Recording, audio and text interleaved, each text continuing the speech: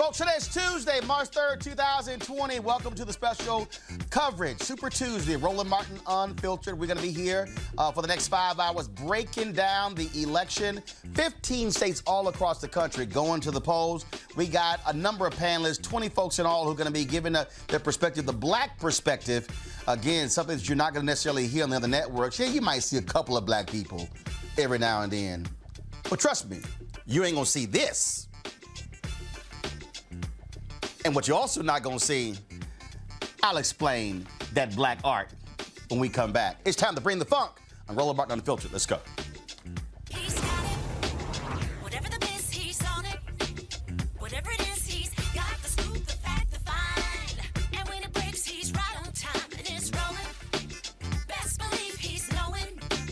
Putting it down from sports to news to politics. With entertainment just for kicks, he's rolling. It's on go, roll, y'all. It's Roland Martin, yeah. Rolling with Roland now. He's funk, he's fresh, he's real, the best, you know he's Roland Martin now.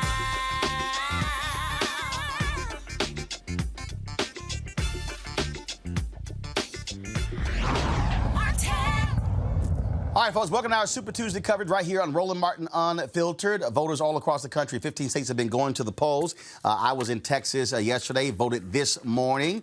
And, of course, it's important to exercise the right to vote. All right, folks, give me a shot. So, of course, also, we're debuting our new set here in Roland Martin Unfiltered, so you see exactly how we look. And the reason, so down there, when we put this set together, I had this idea. I said, you know what? I wanted something different versus red and blue colors. So I reached out to artist Leroy Campbell, and I said, Leroy, I want you to come up with something that is interesting. I have a lot of his work, and so that's why you see these art pieces below. This is one of Leroy Campbell's pieces where it depicts multiple generations of African Americans going to vote.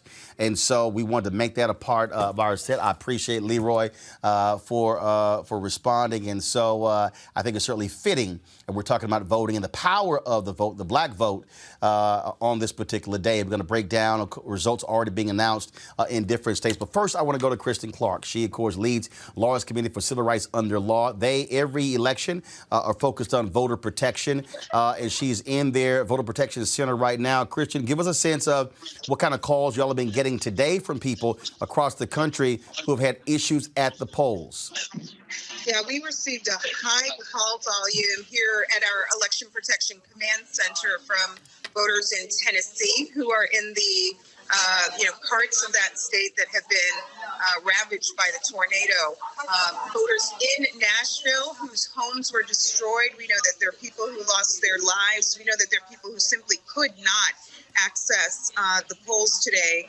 And for the few poll sites that were up and running, there were extremely long lines. So we've been working very hard to provide relief for those individuals. We also received a high number of calls from Texas, where there are poll sites that opened up late, where there were very long lines.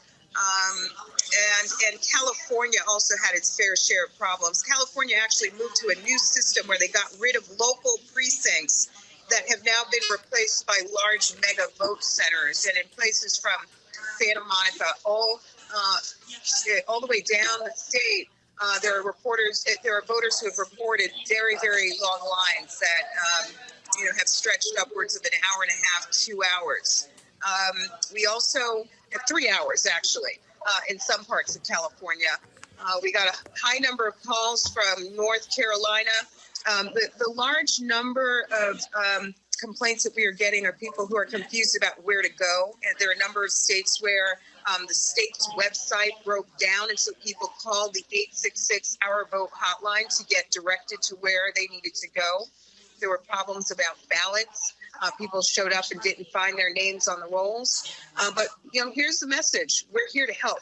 Our call center is filled with volunteers who've been with us since 6 a.m. this morning, and they'll be here until close to midnight. Our goal is to not shut down until all voters are able to successfully cast their ballots. So we want to make sure that people call us at 866 Our Vote, because our team is here. We are waging war. We are pushing election officials to tear down those barriers so all voters can have their voices heard today. You talk about Tennessee, 25 deaths due to tornadoes there. And so certainly people have been greatly impacted there in Tennessee. Our thoughts and prayers certainly go out to the folks there. Polls are still open, and certainly on the West Coast as well, Arizona, California. And so give the number out again if people have any issues whatsoever when it comes to voting problems at the ballot box, with the precinct, with their name not being on the rolls. What's the number again, Kristen? The number for the Election Protection Hotline, which is the nation's largest and longest running voter protection program, is 866-HOUR VOTE. 866-HOUR VOTE. We've got a war room filled with legal volunteers who will be with us until the very end of the day, working to make sure that every voter across the country can have their voice heard. 866-HOUR VOTE. Plug it into your phone, put it up on social media, share it with everyone in your network. Call us and report the problems. Our goal is to work to make sure that everyone's able to successfully cast a ballot in this important Super Tuesday election. Kristen Clark, Laws Committee for Civil Rights under Law. We really appreciate it. Thanks a lot. Thanks so much for having me. All right, folks. Again, it is Election Day. 1,338 delegates are up in the air today. People, of course, all across the country are voting. It's a huge, huge election. Obviously, that matters because, again, like I say, 1/3 of all Democratic delegates are up for grabs. And so what people have been talking about is who is, of course, going to be the folks to grab those. Huge states, Texas and California as well. Then, of course, you have Tennessee, Alabama, Oklahoma, Arkansas, Utah, Maine, Vermont. California is at the absolute largest number of delegates. Texas is number 2. Also states, Virginia, Vermont, North Carolina, Massachusetts, Oklahoma. Like I said, Texas. And so a lot of things happening, a lot of parts moving. And so let's introduce our panel in this first hour. My far left, Dr. Greg Carr, Chair, Department of Afro-American Studies, Howard University. Dr. Avis Jones-DeWeaver, political analyst. Just to my right, Robert Patillo, civil rights attorney, and also Eugene Craig, CEO, Eugene Craig Organization. Greg, I want to start with you. It is so interesting that black people essentially said to the white folks of the Democratic Party, let me know when y'all done. All of this attention was on Iowa and New Hampshire. Democrats start freaking out because Buttigieg ekes out a win, or maybe Sanders won. Iowa, they probably still counting in Iowa. Then, of course, you go to New Hampshire. They're touting Klobuchar, Buttigieg, and Sanders. Then you go to Nevada. Sanders wins, significant Latino vote. Joe Biden comes in second. Then you go to South Carolina, and Joe Biden dusts everybody. Knocks out Tom Steyer, knocks out Pete Buttigieg, knocks out Amy Klobuchar. And I remember on February 15th, I was on MSNBC, Ali Velshi, and I said, I need all y'all to calm the hell down. I said, because you have to wait to see what happens. And as we begin to break down what has happened tonight, you are seeing what happens when black people speak, which is why I kept saying, calm the hell down and wait until people vote, but we start deciding who's electable, who isn't, and who should be the choice. Absolutely. I think if what we're seeing with these 1% and 0% of the precincts reporting in, being called very early, holds up, it's going to be a good night for Donald Trump. Why do I say that? Because I think what we're seeing is an election that is forming up as an election between the country you wish you had and the country you think you can get. Older black voters, we all have one objective, got to defeat Donald Trump. Older black voters thinking about what white people will and won't vote for in a candidate looks like they're breaking toward Biden as an insurance policy. And that's a reasonable calculation to make. The younger black voters are thinking perhaps about a society they'd like to live in.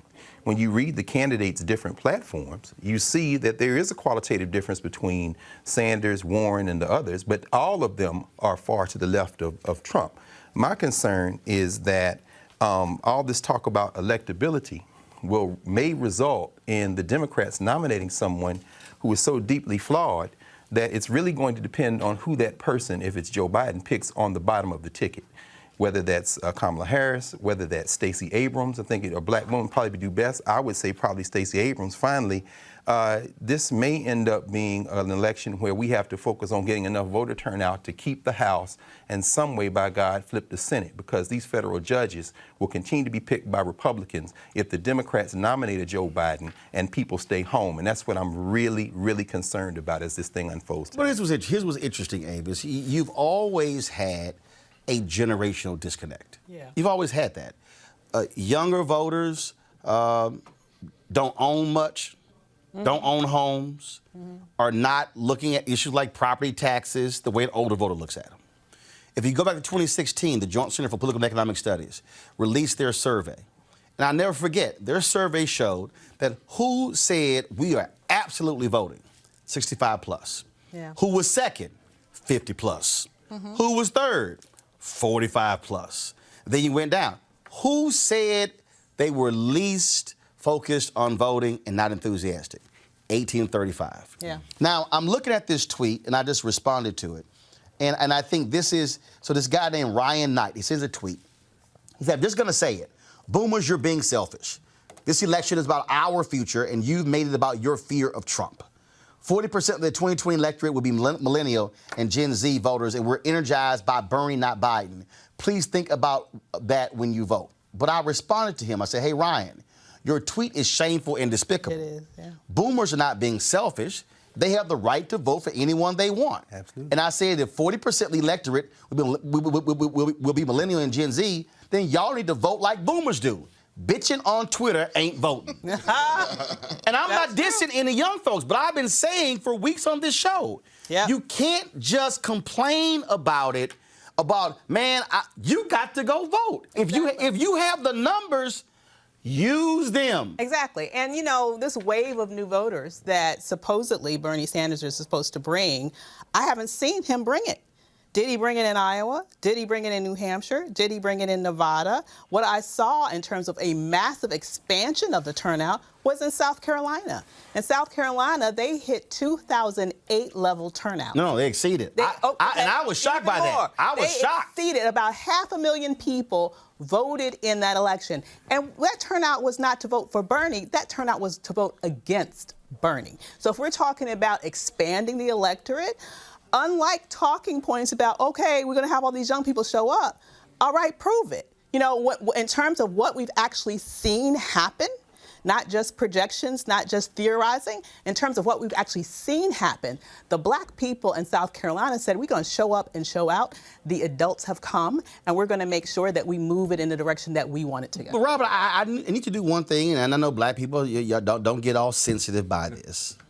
But when I was on MSNBC on Saturday, it actually bothered me to a degree when you had the level of discussion about black voters in South Carolina. Now, I didn't really like math, but if black people make up 65% of the voters in South Carolina, there's a 35. What I didn't hear in Iowa, New Hampshire, white voters go to the polls. No, it was Iowans going to the polls. So the point I'm trying to make is I have an issue with the folks who want to somehow isolate black people as if like we're just sort of this force out here that's just so 35% of people who voted in South Carolina were white. There were some white folks who voted for Biden and for Sanders and for Steyer, and people are making these choices. And so I don't want this thing to become where so many people are attacking black people. In a moment, I'm also giving you my breakdown on Michael Moore, because frankly, he pissed me off with his comments last night on Ari Melber. But again, I think what you're seeing is people are saying, you know what, I don't know. So, hey, if that's my best guy, that's my best guy. You got to earn the nomination. Yeah. It will not be handed to Sanders, to Biden, to Warren, to Bloomberg, to any of them. Well, I think we're seeing an interesting racial divide that's developed in the race thus far. And also we have to monitor it tonight because it's playing out that exact same way. And that states with large African-American populations are defending the establishment of the Democratic Party. Right. They are the vanguard of the quote-unquote centrist moderate Democrats. And Bernie Sanders has not demonstrated the ability to win outside of lily white states. He's been declared the victor in Vermont today.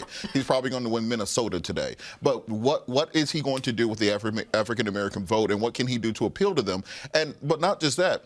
Biden and the establishment wing of the Democratic Party is writing a massive promissory note to the black community. They are completely. If Joe Biden is able to pull this out and win, we know that it will be 100% because of African American voters in the South. Little old black ladies sitting in gymnasiums throughout the South, working polls who turned out in Alabama and Tennessee and Arkansas, Oklahoma, Missouri, those types of places. That will be the only thing that maintains the moderate wing of the Democratic Party. And so the question is going to be tomorrow morning. So y'all ran up this credit card debt. So what's going to be the answer? Don't all of a sudden come back and say people of color, minorities. We all have to come. No, black folks want something now. We saved you.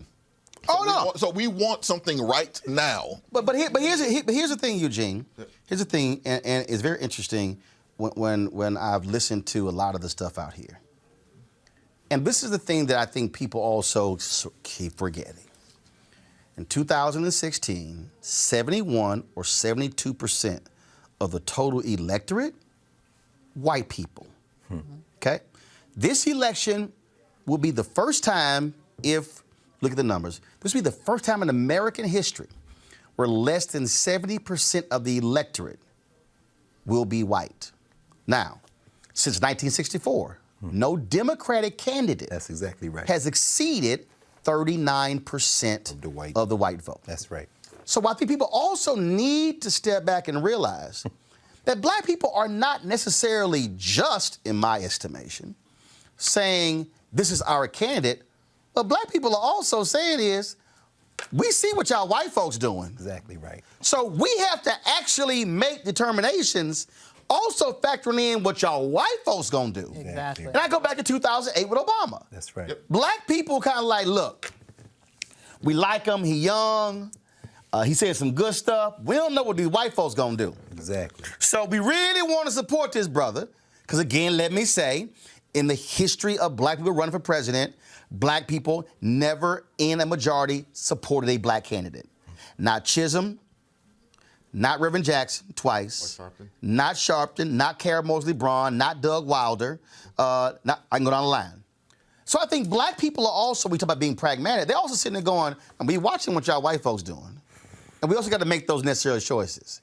And I think we can't ignore that reality, because for all of, rightfully so, Robert, the demands that we can make, the election is still going to be driven by white people. That's right. Yeah. In 2016, it wasn't, black voters that handed Trump the election. It was white voters, right? It was white women. And in 2008, it wasn't, black folk that, decided Obama was going to be a nominee for a large degree. It was white folk. And look, black voters are pragmatic, astute voters. We take very, very calculated bets. They're probably the best gamblers in the world, because our lives and livelihood depend on it. Right. We make a bad bet, we could lose everything, as we're seeing what's going on over the last 4 years, where white folk made a bad bet and now we're losing everything. Mm-hmm. And so, what we're seeing right now tonight with some of these election results, what we saw on Saturday with South Carolina, is that, well, we saw what happened, and we saw what happened in Iowa, we saw what happened in New Hampshire and in Nevada, and we were able to use our voice to speak up in South Carolina. But the other part of that is white folk voted in South Carolina too, and they voted overwhelmingly for Joe Biden as well. Again, it is very interesting, and I keep making this point because I've looked at, I was very upset looking at some of the comments of Sanders supporters, or if you want to call, or if you want to call them, or if you want to call them bots or whatever. Greg, it was really bothering me. It was really bothering me. And y'all get the Michael Moore thing ready. It was really bothering me when I listened to how white folks who support Sanders were denigrating what happened in South Carolina. Mm-hmm. The reason it bothered me is because, in fact, just go. Do y'all have it ready? Okay, play it. Here's what you said about Joe Biden. You're warning Democrats. This was quite a while back. I want to play for this in October. Take a listen. Joe Biden is the center. Joe Biden is this year's Hillary. Joe Biden is not going to excite the base to get out there and vote on November 3rd, 2020. 70% of the people voting next year are either women, people of color, or young people between the ages of 18 and 35. That's 70%. How do you square that with South Carolina? South Carolina is not a representative of the United States. I mean, that's just a fact. South Carolina will have absolutely no impact on the November 3rd election. It is still the same. It's that the 70% of those eligible this November are young people, are people of color, and are women. They are going to decide the election. And so what we have now are 3 primaries or caucuses that Bernie either won or tied, and then Saturday. For people tonight to just get so excited about, Biden finally had a win, finally. After well, do you think, this is my last question, Michael, do you think that those people, and you're referring to some of them, do you think they are excited about Joe Biden, or do you think they are falling in line for anyone who they believe can stop Sanders? I think they're falling in line. They're not thinking tonight about who can stop Donald Trump. They're thinking about who can stop Bernie Sanders. This is why what Michael Moore just said completely pisses me off. And Michael Moore, let me be real clear. I don't recall you talking extensively how Iowa doesn't represent America. Nope. How New Hampshire doesn't represent America. How Nevada doesn't represent America. You are a liar, Michael Moore, because South Carolina does represent America. And so does Nevada. And so does Iowa. And so does New Hampshire. There is no one state in this country that perfectly represents every constituency here. Now, you didn't say it, Michael, but really what I heard as a black man is the hell with what these black folks just did. Because how dare they go against the guy who I supported? Maybe what you should be saying is, what could my guy have done better to reach these African Americans? And see, here's what also bothers me, Greg, and it pains me. Bernie supporters in 2016 said the same bullshit. They criticized all the southern states when black people voted. I heard people say, oh, Georgia won't mean nothing in November. We won't win South Carolina in November. We're not going to win those states, so we don't need to worry about those states. Yet Reverend Barber has been going across the country saying to Democrats, yes, you will lose southern states if you don't campaign there. Now, Michael Moore, you can't just sit there and just dismiss black folks in South Carolina because a Democrat became governor in Kentucky. A Democrat won in Louisiana. You have Democrats that have won in places. What Stacey Abrams did in Georgia, she didn't give up on Georgia. She went out and registered people. So then what happened there? Georgia is now a state that is turning, could be in play. Maybe, Michael Moore, what you should be saying is, Reverend Jackson's been saying it, probably because he's a native of South Carolina. If you look at the number of unregistered people in South Carolina, with black folks and whites and Latinos unregistered, guess what? South Carolina could actually be flipped. So instead of dismissing what black folks did, what you should be saying is, black people, thank you. Because I remember when you went on Morning Joe after Trump won and talked about how we all need to learn more and listen to these white folks where you from in Michigan, and these white folks in Wisconsin, and these white folks in Pennsylvania. So let me ask you, Michael Moore, why the hell should we listen to white folks in the Midwest but ignore black folks in the South? Last I checked, and the census is going to prove me correct, folks are leaving the Midwest. The Midwest is going to be losing congressional representation. And guess where that's going? The South. To the South. So versus dismissing black folks, you should have said, you know what? We take this L. We're going to move on to the next state. That's what you should have done. But, Greg, I'm tired of these white liberals treating us like we don't matter. Yet when they get their asses in trouble, then they want to call us. Yep. And so that was offensive to what Michael Moore said. And they don't represent America, because they didn't vote for Bernie Sanders. Well, guess what? Sanders won Vermont tonight, where he's from. Okay? He's probably going to win California. So do we now dismiss California and Vermont or any Bernie states? I mean, I cannot tolerate the marginalization of black people when we have the audacity to make choices for ourselves. I want to echo what Eugene said. We're going to pay the bill in this election. What are we talking about? We're talking about a presidential election. We're not really talking about a primary.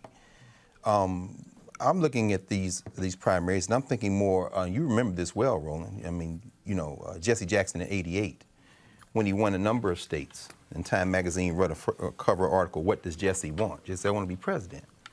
And later on, Mike Brown will be here, whose father helped formulate the strategy that got Bill Clinton elected. I remember that year in '88, Dukakis was the nominee, and he was crushed against George Bush, in part because the Jackson campaign, speaking very similarly to the Biden, as the Sanders campaign sounds today, and some elements of the Warren campaign, was attracting and expanding the electorate. What if this election ends up being people voting in this election? Because we know out of 250 million people, somewhere between like 57 and 58% of eligible voters vote. What if it ends up looking near exactly the same as it did in 2016? That means that those margins are going to matter. And it's interesting, you're right. Of course Michael Moore sounds like that. He's another colorblind white man. However, what you said, I think is probably what he should have said. All the states represent America, and none of the states represent America. A federal election isn't an election by the people who win the most votes. Otherwise, right. Hillary Clinton They're is president state of the United elections. States. Exactly right. Yep. And there are 50 state elections.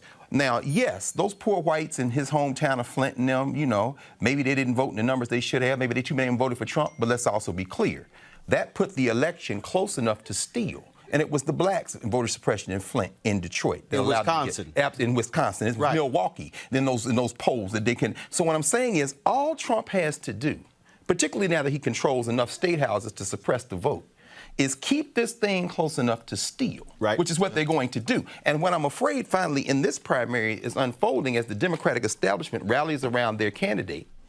By making this about tamping down an insurgency in the Democratic primaries, they may very likely shave off enough voters to get this in the general election close enough for this Republican Party to steal. And I think that what you hear from this man is probably a scream of desperation. Ill thought out, certainly tinted with race, but ultimately with an eye toward what's about to happen in November if we keep this rhetoric up the way we're doing. Well, hold on. I go to a break, but when we come back, I want to talk about that. But also, I could say when James Carville was yelling about the same thing, that was desperation. The reality is there are voices on, here's the deal, there are voices on all these different sides who are all sounding desperate because they want their guy to win. That's true. Yeah. And I say guy for a reason because trust me, by tomorrow, if Sanders beats Warren in Massachusetts, trust me, she's out. Got to go to a break. We come back, more of our Roland Martin Unfiltered special coverage on Super Tuesday. We'll be back in a moment.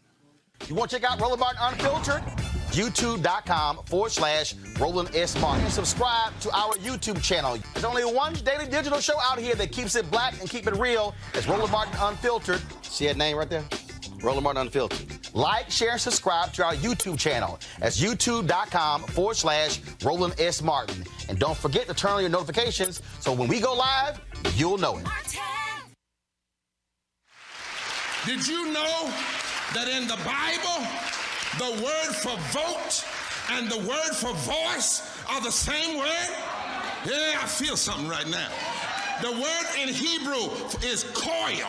And every time it talks about God speaking, it says koil. And God spoke koil. And the same word for voice is vote. So we need to use our vote and let God speak through our votes. Y'all don't hear what I'm saying. Vote for justice and let God speak through our votes. Vote for love and let God speak through our votes. Vote for health care and let God speak through our votes. Vote for justice and truth and let God speak through our votes. It's time for America to hear righteousness speak, to hear love speak, to hear truth speak. Touch your neighbor and say, neighbor, your vote It's not just political. It's theological. God gave it to you. The folk on this wall died for it. And it's high time that we speak and let God speak through us. If there's ever been a time we ought to open our mouths and go in a ballot box and let God speak through us. Like the devotees of the civil rights movement, let God speak for them. If there's ever was a time that needs to happen, it's right now, right here, right now, right here, in this moment.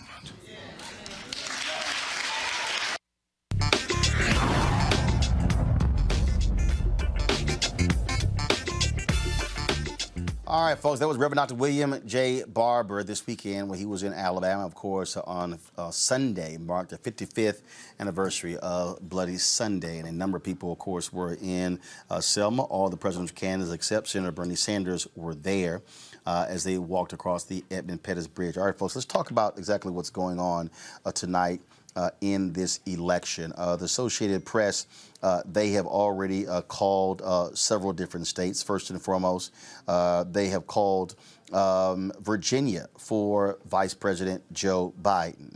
And so he wins Virginia. Also, they have called North Carolina for Vice President Joe Biden. In addition to that, Bernie Sanders, they have called Vermont for Bernie Sanders. They also have called Alabama for Vice President Joe Biden as well. And so a number of polls are closing very soon. We'll know what happens in Arkansas and some of the other states very early in Massachusetts. Joe Biden is leading there.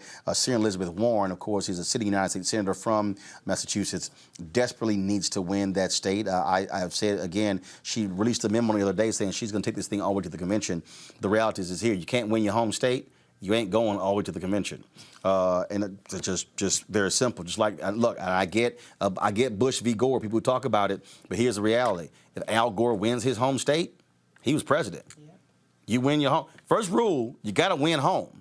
And so I think that's what was definitely going to happen there as well. And so we're looking at some of the other results as well. And of course, there are a whole bunch of uncontested races. You got CBC members, a lot of people who are running uncontested.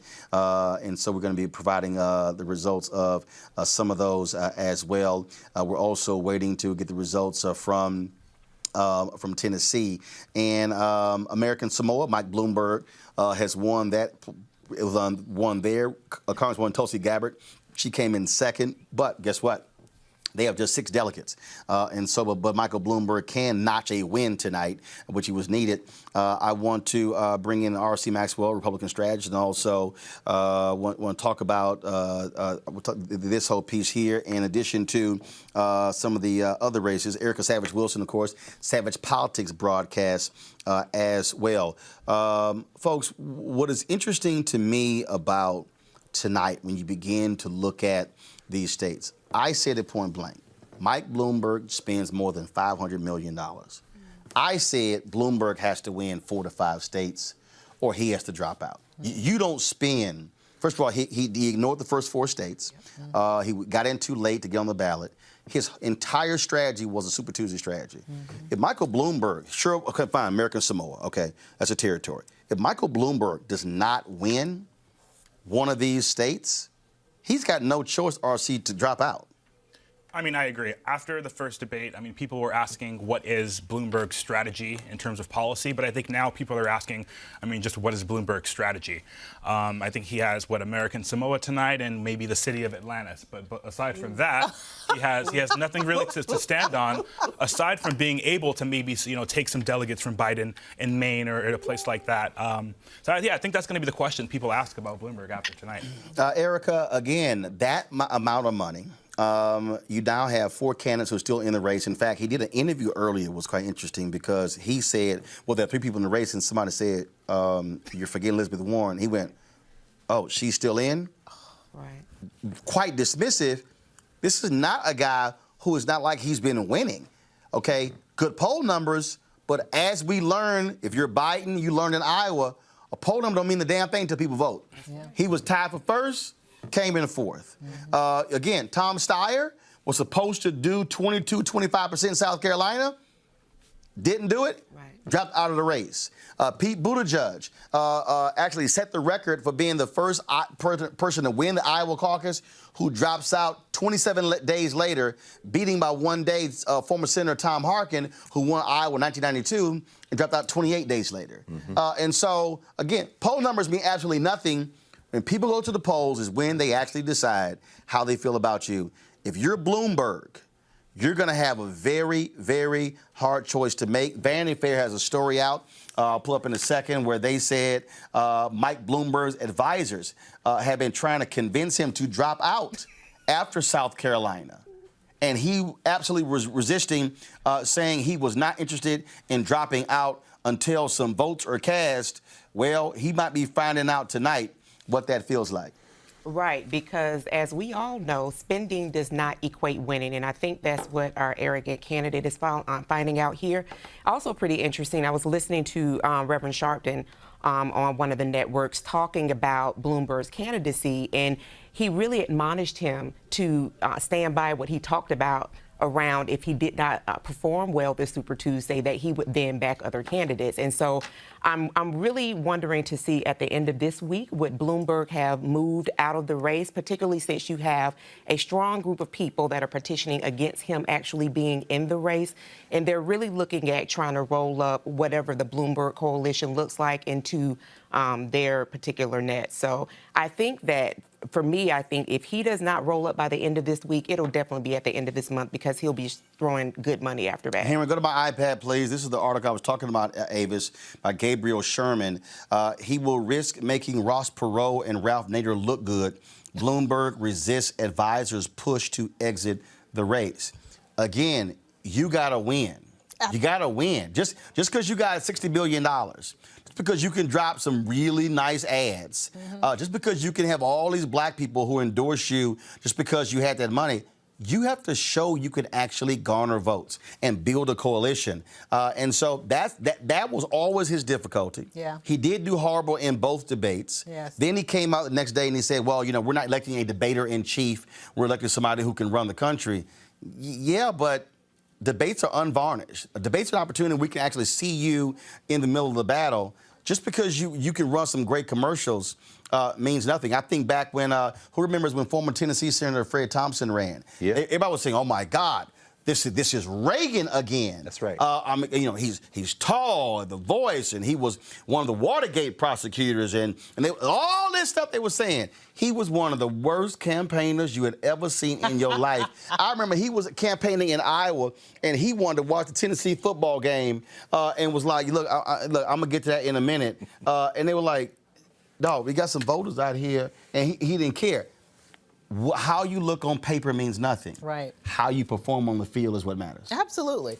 I mean, he has dropped a bomb full of money all over the place. Absolutely true. And you're talking about hundreds of millions of dollars that he has invested in today. And if you leave today and you haven't shown a significant result because of that, I don't even understand why you would go on, other than the fact that you know that money is no object. And you just you're going to get caught up in your pride.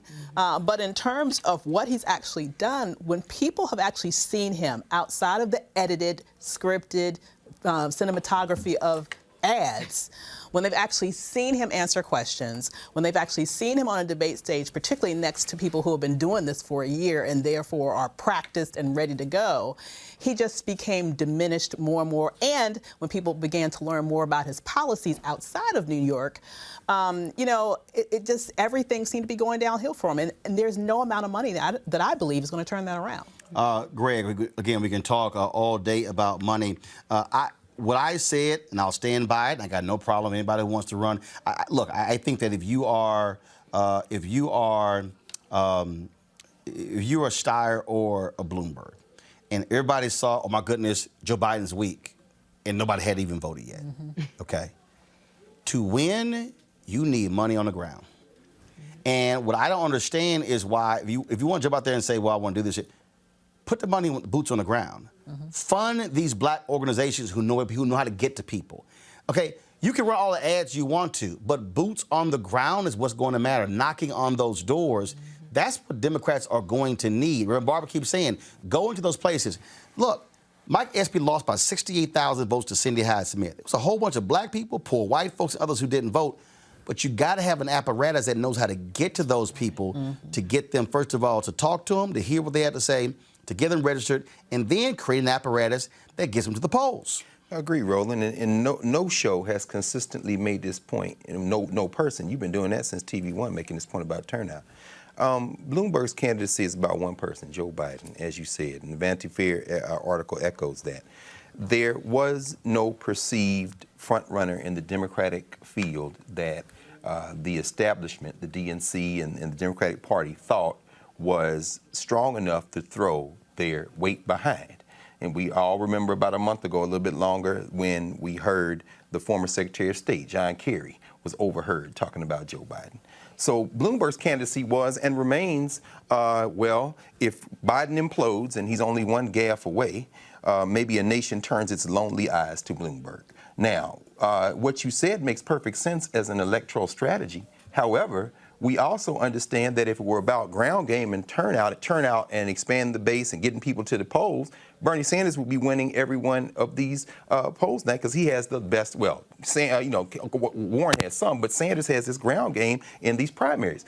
Clearly, again, I'll echo what I said earlier. What if this turns into a mirror of the other elections? If the base isn't expanded, if the electorate isn't expanded, and we're talking about inches here, inches there, and ultimately a general election where Donald Trump's base, which doesn't care what he is because they're voting about white nationalism, tax cuts, and all, so they don't care whether he vomits on stage, whatever he does. However, if that Democratic nominee is not someone that can punch this guy in the face, because he's not going to convince, or she's not going to convince any Trump supporters, it's going to take a nominee that's going to be able to put the field out there to get this election. Bloomberg, I believe, after tonight, will probably drop out. Now, the question is, will he keep his promise to keep that money in? I suspect he will, because at the end of the day, defeating Donald Trump is the thing that unifies this entire field. And finally, if you look at their programs, the Bloomberg platform on his website, the Biden platform on his website are virtually indistinguishable as it comes to everything from student loans to financing and housing to funding HBCUs. All that stuff is indistinguishable. This really is coming down to an election which revolves around, sadly, the same thing American elections tend to revolve around. Image and hype and turnout to vote. We talk about it every time, but ultimately, it doesn't appear that turnout to vote has been the thing to win American elections in the last several cycles. Henry, do this for me. I want you to go to my iPad, please. This was a few moments ago. Mike Bloomberg, he was addressing supporters in Florida. And tonight we proved something very important. We proved we can win the voters who will decide the general election. And isn't that what this is all about? Now, while my fellow candidates spent a whole year focusing on the first 4 states, I was out campaigning against Donald Trump in the states where the election will actually be decided, like Wisconsin and Michigan and Pittsburgh and Ohio and North Carolina and, of course, Florida. President Obama proved that a Democrat can win all of those states, but in 2016, we lost them all. Well, I'm running to win them back.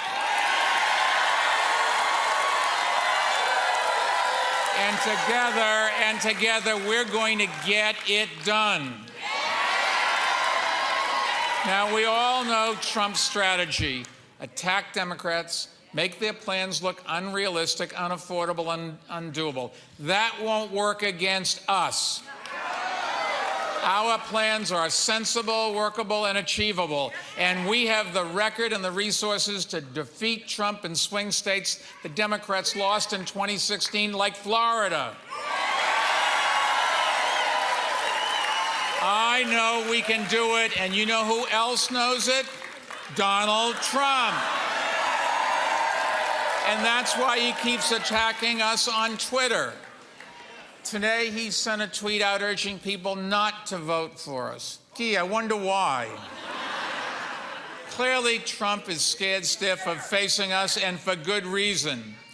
In every campaign I ran for mayor, we built a broad coalition that brought Democrats and independents and moderate Republicans together. Donald Trump the other day called me short. I said, Donald, where I come from, we measure people from the neck up.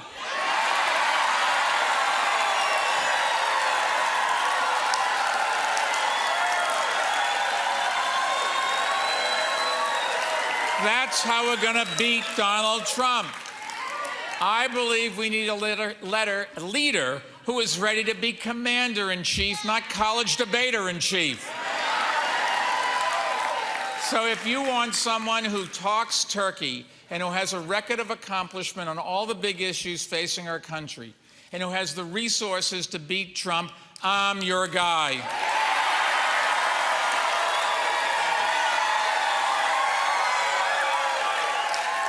And while Trump tweets, I follow facts, respect data, and tell the truth.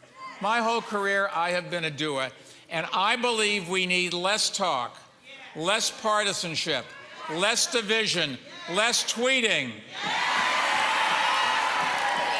In fact, how about no tweeting from the Oval Office ever again?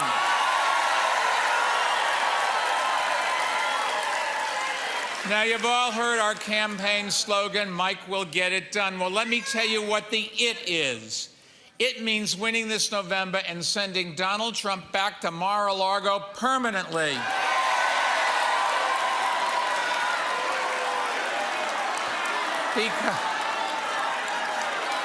But that's just the beginning, because getting it done means finally providing health insurance to every American who lacks it. Getting it done means passing common sense gun safety laws that protect our children and communities. Getting it done means making America a global leader in the fight against climate change. All right, that was Mike Bloomberg in Florida. RC, I'm just trying to figure out, he said we proved tonight we can win in the... I'm sorry, is he seeing something we ain't seeing? It appears Bloomberg's going to stay in the race, and I can tell you, as a Republican strategist, I mean, this is exactly what I want to see. This is the kind of just division that we want to see in the Democratic Party during a primary, because Bloomberg has no vision. His existence in the race only serves to hurt their long-term goal. And I agree with almost everything Greg said earlier about Bloomberg, aside from the fact that beating Donald Trump is what unifies all of the candidates. I think there is a large section of Bernie Sanders' base who, if he doesn't get the nomination, they are going to be more than willing to see Donald Trump win a second term, so they can really stick it to the Democratic Party. Before I go to Erica, in North Carolina, there was a sister, of course, Erica Smith, who was running for the U.S. Senate nomination, but the Associated Press is calling the race for Cal Cunningham. The Democratic nomination is going to be running against Tom Tillis. Of course, Erica was trying to become an African-American Senate nominee. The Democratic establishment had gotten behind Cal Cunningham, but that's exactly what happened there. Erica, I think when you look at these races, when you look at again, you know, what is happening tonight, I go back to what I've been saying. You have to focus on not only when folks vote, but what they're saying. Various exit polling data is showing that in a significant number of states, folks decided late. Yeah. All of the talk was, oh, South Carolina was great for Biden, but that was just 4 days ago. Yep. But everybody forgot. Klobuchar did well in the second debate. Yep. The late breakers decided, a third or so voted for her in New Hampshire. You're seeing the exact same thing.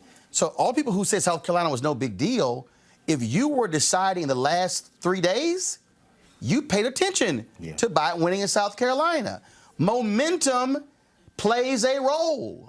Right, which is why they nicknamed Joe Biden Joe-mentum. And I think that we also, what a lot of people are catching up to is what we've known all along is about the power of our vote, right? So that South Carolina was not specifically in Super Tuesday, but you had the minority whip of Congress come out when it seemed as though Joe was not perhaps going to do as well as he did. to say, listen, I support him. So you saw, and even when you're looking at the age breakdown, you saw overwhelmingly a large share of the black vote went to Biden. And so that's a pattern I believe that we're going to continue to see, because something that I've been sharing all along is we have 29 contests this month. When you look at the number of states that have the largest population of black folks in it, we're looking at Virginia tonight, which won, which went to Biden. We're looking at North Carolina. We're looking at not South Carolina, but we're looking at a couple of other states that have a large share of black voters. And those black voters are not just looking at who we want to beat Trump or who they want to beat Trump. They're also looking at after that time. There is a lot that's at stake for black voters. And so for us, it's more than about who can beat Trump. It's about who is it that once we put them in office, they'll really have something that they have to pledge back to us because of the level of support that we've had for them. Who's talking about things that are important in our community too. Also, Greg, this also, I think tonight also should tell anybody, you got to put the work in the black folks. True. And not just roll up. That's true. Now, Senator Kamala Harris dropped out. Senator Cory Booker dropped out. Y'all have heard me on this show. I've said it numerous times. But I believe one of the biggest mistakes that they made was that they did not build a black base. That's right. They did not come into the Senate and say, I'm going to hit every black organization. I'm going to be on black radio constantly. I'm going to be all over black websites. So Booker was going to run for president. Right. Harris, while running for the United States Senate, we always knew was going to run in 2020. Absolutely. So you have to actually build that. So even if you black, no black candidate will get the runway Obama got ever again. It's not going to happen. Nope. And so when you look at tonight, like it or not, the investment that Joe Biden has made. I've been there. When Joe Biden goes to the NAACP convention, Joe real comfortable. Because see, you can be comfortable with the NAACP when you're a life member. Right. When you can stand up and shout out 100 people before you even start saying a few words. Bernie Sanders did a lot better from 16. Far more diverse upper tier. A lot of young black women. Far more diverse base of supporters. Absolutely. But you still, black folks want to know you and see you. Yep. And there was a lot of CBC members who kept telling me, where he been? Yeah. Like all this love, where you been? That's true. I mean, it pays off, but to the earlier point, and trust me, if Biden gets a nomination, if Biden beats Trump, let me be real clear. I ain't gonna do what black leadership did under Obama. Hell no. Wait 5 years. Wait till the second term to have a meeting on what we want. Let me be real clear. That's right. Always. We are gonna give you an agenda. And we ain't waiting on civil rights groups to come up with it. In fact, Alicia Garza's group, they've already released their black agenda. So let's be real clear. Right. Whoever gets the Democratic nomination, you are going to hear from black people. And absolutely, this ain't, look, I ain't on TV One anymore. I can go live anytime I want to. Anytime, brother. Anytime. I'm just letting them know. No, you're right. I mean, I'm just serving notice. I tell you, Roland, it's difficult because, again, and the night is young. Right. Polls on the West Coast. Because if I'm black enough to put a black artist on the set. On the set, brother. You know damn well I'm going to be asking for some stuff. Go ahead, I'm sorry. No, the reason I raise this is because there are 643 delegates in Texas and California. Those polls close at 11 o'clock Eastern Standard. And, of course, what the reports are saying is people are looking to see what... Well, California does. Texas closed at 8 o'clock. Yeah, 8 o'clock Eastern Standard, right. But as it's purported now on the New York Times website, Sanders is leading in Texas. He's up by 6.6 points. And that's 228 votes, even though they award them proportionately. And there are more votes in California than there are on the entire East Coast. So, the night is young. That having been said, you're absolutely right. Joe Biden is a known quantity, particularly among black elected leadership and faithful and loyal Democrats. When the Democrats decided after South Carolina to make everybody stand up and salute the flag, Buttigieg, Klobuchar, the first ad buy that Biden had in Minneapolis, St. Paul was about a 55,000 ad buy he did yesterday. Klobuchar recorded a campaign ad for him.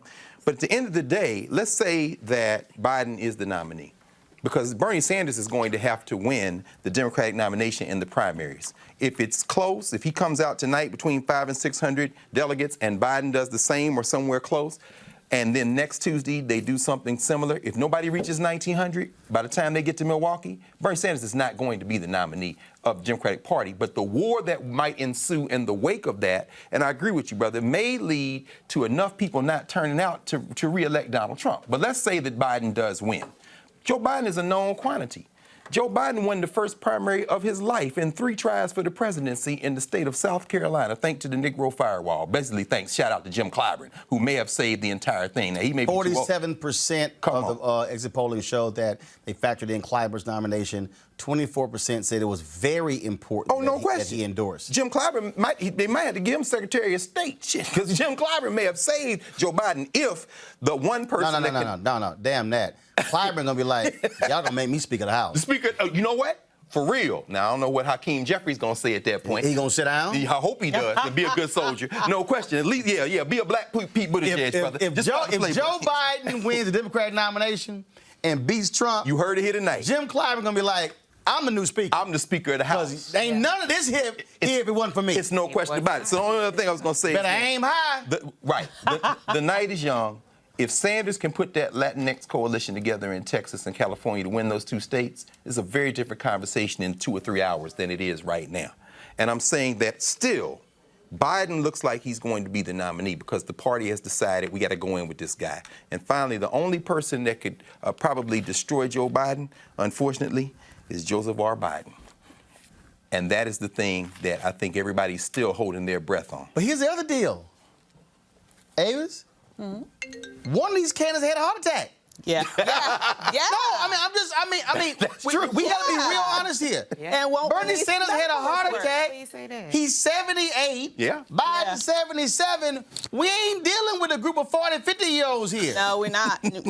We're not. And we still don't have the actual the medical reports around that. Right. It's the whole Trump thing of having somebody write some letters. Yeah. So, that is very serious. But when you look at also what we know in terms of the states that have already been called. So if you look at Virginia and North Carolina, for example, you're still having the same level of black support, even though you have no Clyburn, right? In Virginia, you had 66%. I'm sorry. Hey, but turn your damn phone off. Sorry. It's just like, turn your damn phone off, Avis. I got too many things on right now. I'm trying to figure out turn them off. My iPad. I'm sorry about that. But what's going on right now is that in Virginia, you have 66% of the black vote voted for Biden. In North Carolina, you had 63% of the black vote is voting for Biden. So if you're going to have a situation where Bernie is depending on the Latinx constituency and Biden is depending a great deal on the black constituency, if, for example, say you do have Bernie get in office, and the fact in terms of how his particular, he himself and a lot of his people have referred to the black vote, will he feel any sort of need to do anything for black people? It seems like to me that he would be Bernie. Hell yeah. If by some miracle. Anybody win the Democratic nomination. Here's the thing. Anybody win the Democratic nomination. Yeah. But here's trust the thing. me, black people are not going to do Obama 2.0. Whoever wins the Democratic nomination, and if they beat Trump, I'm telling you, on day 2, it's going to be black people like, where the meeting? No question. Right. Where the meeting? I'm telling you, it's not going to happen again what happened with Obama. They're going to be where the meeting, but what I'm saying is I am looking at, as you alluded to, I'm looking at what's the language. I'm looking at the vibe. I'm looking at the culture. Language is going to be, the language is going to be from different groups. I'm telling you. There will not be Obama 2.0. Black people realize the tragic mistake, and this is what I said. I'm not talking about our language. I'm talking about from the Bernie constituents. No. Damn the Bernie constituents. I'm telling you what's going to happen is the heat he's going to get is going to be, bruh, this is what we expect. It's not going to be nice and cordial, and it's going to be from different groups. Because remember, Bernie Sanders only has a strong criminal justice reform plan because young black people made him. He didn't come up with his plan on his own. Brittany Packnett and others can tell you how they said, no, you're going to do this. I think what you're going to face is, again, I'm using what happened. African Americans, two things happened. We looked at Obama as the first black president and not the 44th. Mm-hmm. That's what happened. Absolutely. And I think what's going to happen next is going to be, we ain't repeating that. So if you the 46, what's going to happen is going to be like, no. This is what we are going to expect, and the pressure is going to be from different places. I got to ask RC this here because also you made the point about Greg, and it made the point about turnout. First of all, Sanders getting 45 or 48% of Latinx means nothing. The issue is not 45, 48%. The issue is how many people does that represent? Mm-hmm. Donald Trump, the White House believes that they can get 15, 18, 20% of the black male vote. They believe that they are going to be able, they think they can get overall 12 to 14% of overall black vote. I don't know where they're looking at that from because the level of vitriol from black people against Donald Trump is higher than I've seen even when black people didn't like Reagan. I think that's because you're looking at it from one perspective. There are a black one. There are a lot of 15 and 16 generation African Americans who like the message that Trump is speaking because it speaks to them and their feeling that they have lost their positionality. Because I think that actually what Avis is talking about is actually very true. The Democratic nominee is going to get to dictate their own policy.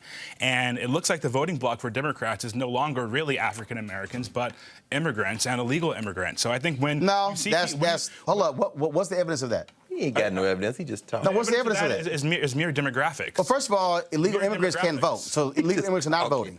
Two, I just voted in Texas. I had the Dallas County Democratic Party chair on my show yesterday. Yeah. She said, hold up. She said yesterday, one of the problems that they have is they have been good at registering Latinos. Mm-hmm. She said the hard part is getting them to vote. In Texas alone, there are 2 million eligible but unregistered Latinos. Okay. So the problem from a Latino standpoint is they have demographic numbers, but they're not maximizing the demographic numbers when it comes to turnout. Their turnout is not close to what black turnout is. But there's a reason on the Democrat debate stage you saw more and more Spanish and less discussions of reparations as the Democratic field got less and less. No, actually you saw that because the people who asked the questions chose to ask the questions. Mm-hmm. That's part of the problem. Yeah, well, and so the only time where you saw a candidate really flip that debate stage and flip it to the issue of African Americans and race was when they were in New Hampshire and Tom Steyer did, and luckily George Stephanopoulos allowed the conversation to continue by saying, hey, let's stay right here. So the reality is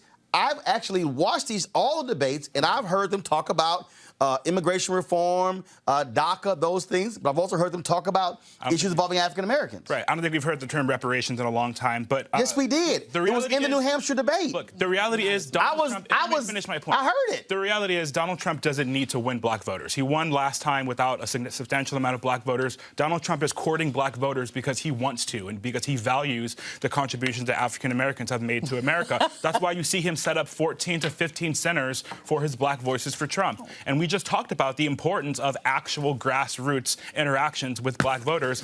Black Voices for Trump is ahead of that. And you look at people like Bloomberg and Biden, they're spinning their wheels with gaffes about corn pop. While Biden does have a strong legacy with the black community, the question Democrats have to ask themselves is Biden going to be able to prevent Trump from shaving that 1 to 2% off? And I think the answer is definitely not. Erica, this issue is not a question about whether or not Trump doesn't need black voters. The reality is a Republican candidate does need a certain percentage of African American voters because what you do not want is for it to get far away from you. Let's remember, 2016, Donald Trump got fewer voters than Mitt Romney, and Romney still lost to Obama. If you factor in a drop of 2.4% among African Americans, and then you factor in voter suppression, that's how Donald Trump was able to win. This time is different. Democrats have been able to take advantage of having a majority on the Supreme Court in North Carolina. They've been able to rule that gerrymandering is not only racial gerrymandering, but also political gerrymandering as well. North Carolina is going to be a state that's back in play this time as well. Also, Wisconsin, that was impacted by 2016, where voter ID law had been impacted. And then what happened was the federal judge had to call Governor Scott Walker and Republicans saying, why are y'all slow walking these voter IDs? Folks have also learned that lesson as well. Donald Trump only won this election by 78,000 votes. And so I think people need to understand that he is not going to have the perfect storm of Hillary Clinton, a candidate a lot of people hate it, even when it comes to Democrats. He's going to have that issue, and his negatives are still extremely high in Wisconsin. He's underwater in the 3 states that gave him the presidency.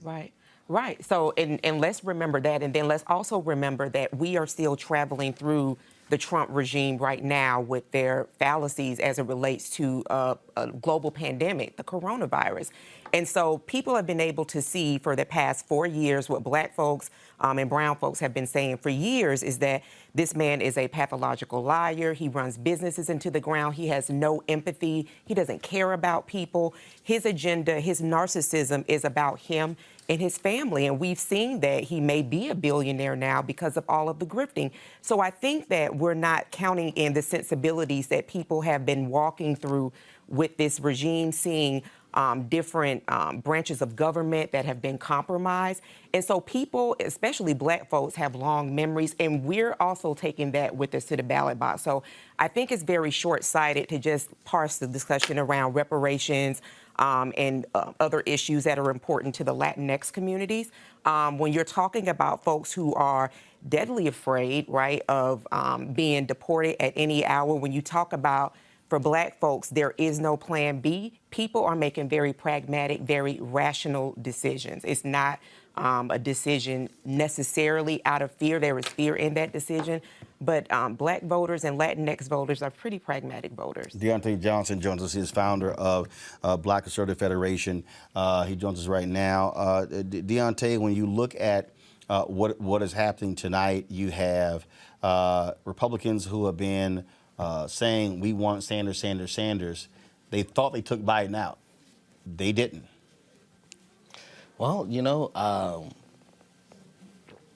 as I look at it, I see Sanders has taken the lead in Texas, and I see him taking the lead in California. So I think they may just get Biden out, but it's not gonna happen without a fight. Oh, where? If Bernie wins California and Texas, Biden is done. No, you're wrong. First of all, remember, this is the Democratic primary. Yes. Republican primary has winner take all. Democrats don't. First of all, in the Democrat, you have proportional delegation. And so if you get higher than 15% of the vote in a state, you qualify for the delegates. Then you also got to win 15% in the congressional districts. And so just because you win the state overall, so for instance, tonight, if you look at Virginia, Joe Biden crushed Bernie Sanders in Virginia, but Sanders is still going to be able to get delegates in Virginia. So this is not the Republican Party. If this was the Republican Party, that's the case. In fact, if the Democrats had the Republican rules, Obama would not have beat Hillary Clinton because she won the big states of California, Texas, Ohio, and Pennsylvania. And so the reality is, Biden is not done tonight. So we're looking at a brokered convention? No, first of all, we're not even at there yet. First of all, you can't get to a brokered convention until you have the other 30-some-odd states vote. See, this is the thing that people need to stop doing. They need to stop skipping over the process, okay? I said after Iowa, New Hampshire, it's 48 left, y'all. You can't decide on 2. Right. Yeah. After South Carolina, I said 47, 46, y'all. You can't. So I can't even get to the convention. Here's the deal. Sanders or Biden could very well secure enough delegates. Okay, you're not going to know probably until April, after you get through March, to have an understanding of, okay, this is what they want. Then you begin to game it out to say exactly what's going on. But the mistake is to skip over states, Avis. Let folks vote. Georgia hasn't voted. Florida hasn't voted. We can go down. Ohio hasn't voted. Pennsylvania hasn't voted. Right. Michigan hasn't voted. We can go down the line. That's what I keep saying. Everybody relax. Absolutely. I mean, this is covered just such as a horse race that everyone gets caught up in the drama of the moment. Right. And right now we are at Super Tuesday. Super Tuesday is sizable, it's significant, but we're not going to decide anything tonight. Now, I will say that if we wouldn't have had the miracle that happened over the past few days, we might have been able to decide it today. Because it wouldn't have been as close as it's going to be now. Right. But given what just happened in terms of of the South Carolina primary and the Joe-mentum that's happened as a result of that, this is going to be a much tighter race tonight, which means that the proportional distribution of those delegates is not going to be as vast as it would have been otherwise. So you're exactly right. We're not going to really know who's going to come into this convention leading or maybe even winning outright until April. We still have a couple more months. Also, what you have is that, look, again, 3 candidates dropped out since Saturday, okay? Tomorrow, you may have Warren out. You might have Bloomberg out. Now the race changes, just 2 left. You know, and so again, now the question then becomes, if you got 2 left, okay, Bernie, can you prove you can get 40, 42, 45, 48, 51, 52% of the vote? We'll see. But as long as you have 4, 5, 6 candidates, you really can't see that. And so this race is actually changing every single week as some people bow out and others stay in. And I think you're absolutely right. The discussion is going to shift very quickly to Sanders, what is your strategy? Because I disagree with Deontay. I think this is the worst night for Bernie Sanders since the fall of the Berlin Wall. I mean, he was supposed to show that he can at least put a dent into the establishment Democrat kind of stronghold in the South, and he's losing state after state. Oklahoma was just called for Joe Biden as well. So, you know, Sanders has really a lot to answer pretty soon. Erica, final comment before I go to the break. And I think this also speaks to all of the candidates as we're in this heavy month with 29 contests. Do talk, sit with black voters and the importance of that. All right, got to go to a break. When we come back, more of our Super Tuesday coverage right here on Roland Martin Unfiltered. Back in a moment. You want to support Roland Martin Unfiltered? Be sure to join our Bring the Funk fan club. Every dollar that you give to us supports our daily digital show. There's only one daily digital show out here that keeps it black and keep it real as Roland Martin Unfiltered. Support the Roland Martin Unfiltered daily digital show by going to RolandMartinUnfiltered.com. Our goal is to get 20,000 of our fans contributing $50 each for the whole year. You can make this possible. RolandMartinUnfiltered.com. All right, so a lot of y'all are always asking me about some of the pocket squares that I wear. Now, Robert don't have one on. Now, I don't particularly like the white pocket squares. I don't like even the silk ones. And so I was reading GQ magazine a number of years ago, and I saw this guy who had this pocket square here, and it looks like a flower. This is called a shibori pocket square. This is how the Japanese manipulate the fabric to create this sort of flower effect. So I'm going to take it out and then place it in my hand so you see what it looks like. And I said, man, this is pretty cool. And so I tracked down, it took me a year to find a company that did it.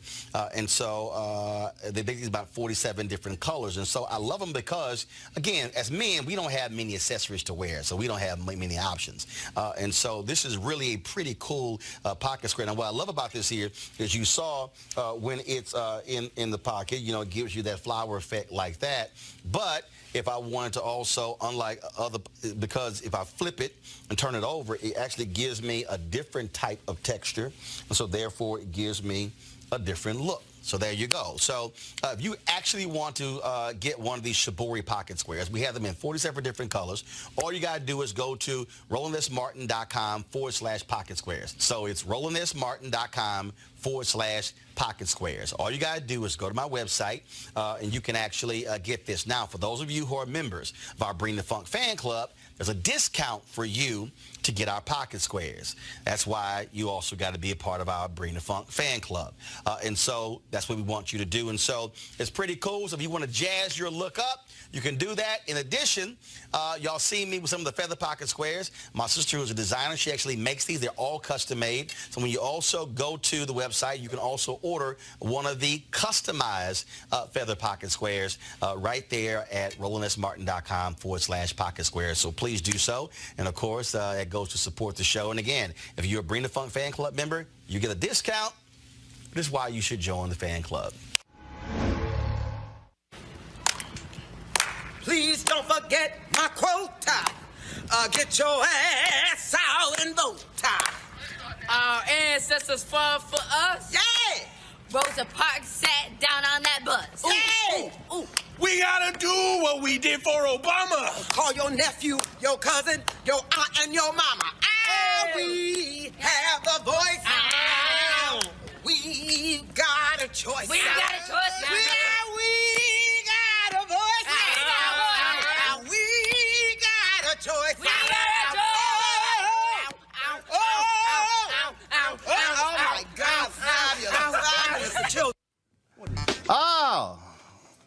Now, a little voter encouragement from the cast of Blackish, and so we certainly appreciate that. Folks, Super Tuesday. Folks all across the country, they have been going to the polls voting. As we said earlier, Virginia, North Carolina, Alabama, and now Oklahoma all call for Joe Biden. Vermont has been called for Bernie Sanders. American Samoa called for Mike Bloomberg. We're now waiting results. Arkansas, Tennessee, and of course the big western states waiting for those as well. Got some new panelists in. To my far right, along Victoria Burke with NNPA. Rob Richardson, of course, with his own podcast, radio show. Glad to have him here. Also, A. Scott Bolden, lawyer here in D.C., the National Bar Association Political Action Committee. Again, Deontay as well. All right, so Lauren, when you look at the results, let's start with Virginia. You're very familiar with that state as well. I mean, huge numbers Joe Biden rolled up. If you looked at the other candidates, first of all, you Pete Buttigieg and Amy Klobuchar, it was very wise of you to drop out. Very wise to drop out of this race because you do not want to get embarrassed on Super Tuesday. In Virginia, Joe Biden, 53.3% of the vote, 702,000 votes. Bernie Sanders, 23%. Biden gets a higher percentage of the vote in Virginia than he did in South Carolina. Wow. He was under 50% in South Carolina. He exceeded 50% in Virginia. Right. Yeah. I mean, it's not surprising that Biden is doing well in all the places, in all the states where there's a lot of African-American voters. 20% in Virginia. You still have the fact that Bernie Sanders is probably going to win California, maybe win Texas, which would be quite a story for him. And right now in Texas, 8% reporting Sanders is at 28%, 152,000 votes. Joe Biden with 117,000 votes, 22%. And he's probably going to win Colorado. So even though, I think it was pretty predictable that Joe Biden was going to win the South and that Bernie was not going to do particularly well in the South, that's what happened. And Bernie did well where he should have done well, which is the Northeast, Maine, Vermont, obviously. And I'm really actually surprised that he was competitive in Texas. Right now in Maine, 9% of the votes in Maine, Joe Biden is leading by 1 percentage point. What's interesting to me is still Massachusetts, where Biden is at 9% reporting. Biden's at 32%, Sanders at 26%. Warren, the sitting U.S. senator from our state, at 23%. It's embarrassing for Warren, that's obvious. But I just want to say this, though, about this whole Warren thing. I mean, Warren, I think, is really the best pound for pound, the most intelligent, the quickest, the sharpest candidate. I don't care what anybody says. All right, I don't care what places. She is, but guess what? The other thing is, to win. When Bloomberg comes in third, I want everybody to say that he should drop out, like they've been saying Warren should drop out for weeks. Oh, okay? First of all, I don't think they want Warren to drop out at all. Bloomberg spends $60 million bucks on ads, and all of a sudden Bloomberg shouldn't drop out. Well, first of all, I predicted. Hold up. Bloomberg has done nothing tonight. I predicted before tonight. Yeah, okay. I predicted 2 weeks ago that Bloomberg should drop out on March 4th. I'm talking about people have been talking about Warren dropping out since the second this whole thing started. Bloomberg spends all this money. He's done absolutely nothing tonight. Okay, nothing. First of all, I don't know who people are. Nothing, and he should wants drop Samoa. out. I don't know who people I don't know who people are. He wants Samoa. I don't know who people are. All I know is this, Rob, is, again, if you watch this show, you could actually follow what's going on here. Yeah. First of all, it was clear, I said it, that Biden was going to come in second in Nevada, Sanders would win. Biden was going to win South Carolina going away. Then I said everything comes down to March 3rd in terms of who performs on Super Tuesday. Yep. I said then, Mike Bloomberg needs to win 4 or 5 states to justify spending $500 million. If he doesn't, he should drop out on March 4th. I said Amy Klobuchar, as well as Pete Buttigieg, we're not going to do well with black people. And guess what? They didn't. Nope. And they dropped out. Steyer, same thing. And so, y'all, spend your time. Y'all should stop wasting your time watching other shows. Because, again, if you understand this whole piece, you're absolutely right, Lauren. I think, look, Elizabeth Warren, completely strong. But, Rob, here's the piece. She ran 4 years late. Yep, she should have run in 2016 against Hillary. That was her moment. That was her moment. The problem now is she gave Sanders this huge opportunity to build up momentum. And guess what? She's number 2 in Sanders voters. The problem is he's number 1. That's correct. I mean, so he's already built that up over years, and he has the infrastructure in place. And, there's the old saying in marketing, if you market to everyone you market to no one. And you found like Elizabeth Warren trying to figure out how do I get both the centrists and how do I get both the progressives. You can't do both at the same time in the primary. You got to pick a lane. And her lane, which she is a natural progressive, was taken. So, you know, that was already gone for her. And it's really unfortunate because she is a very talented candidate. She's brought a lot to the table. But, you know, look, scare money never wins. She should have gone after Hillary Clinton last time.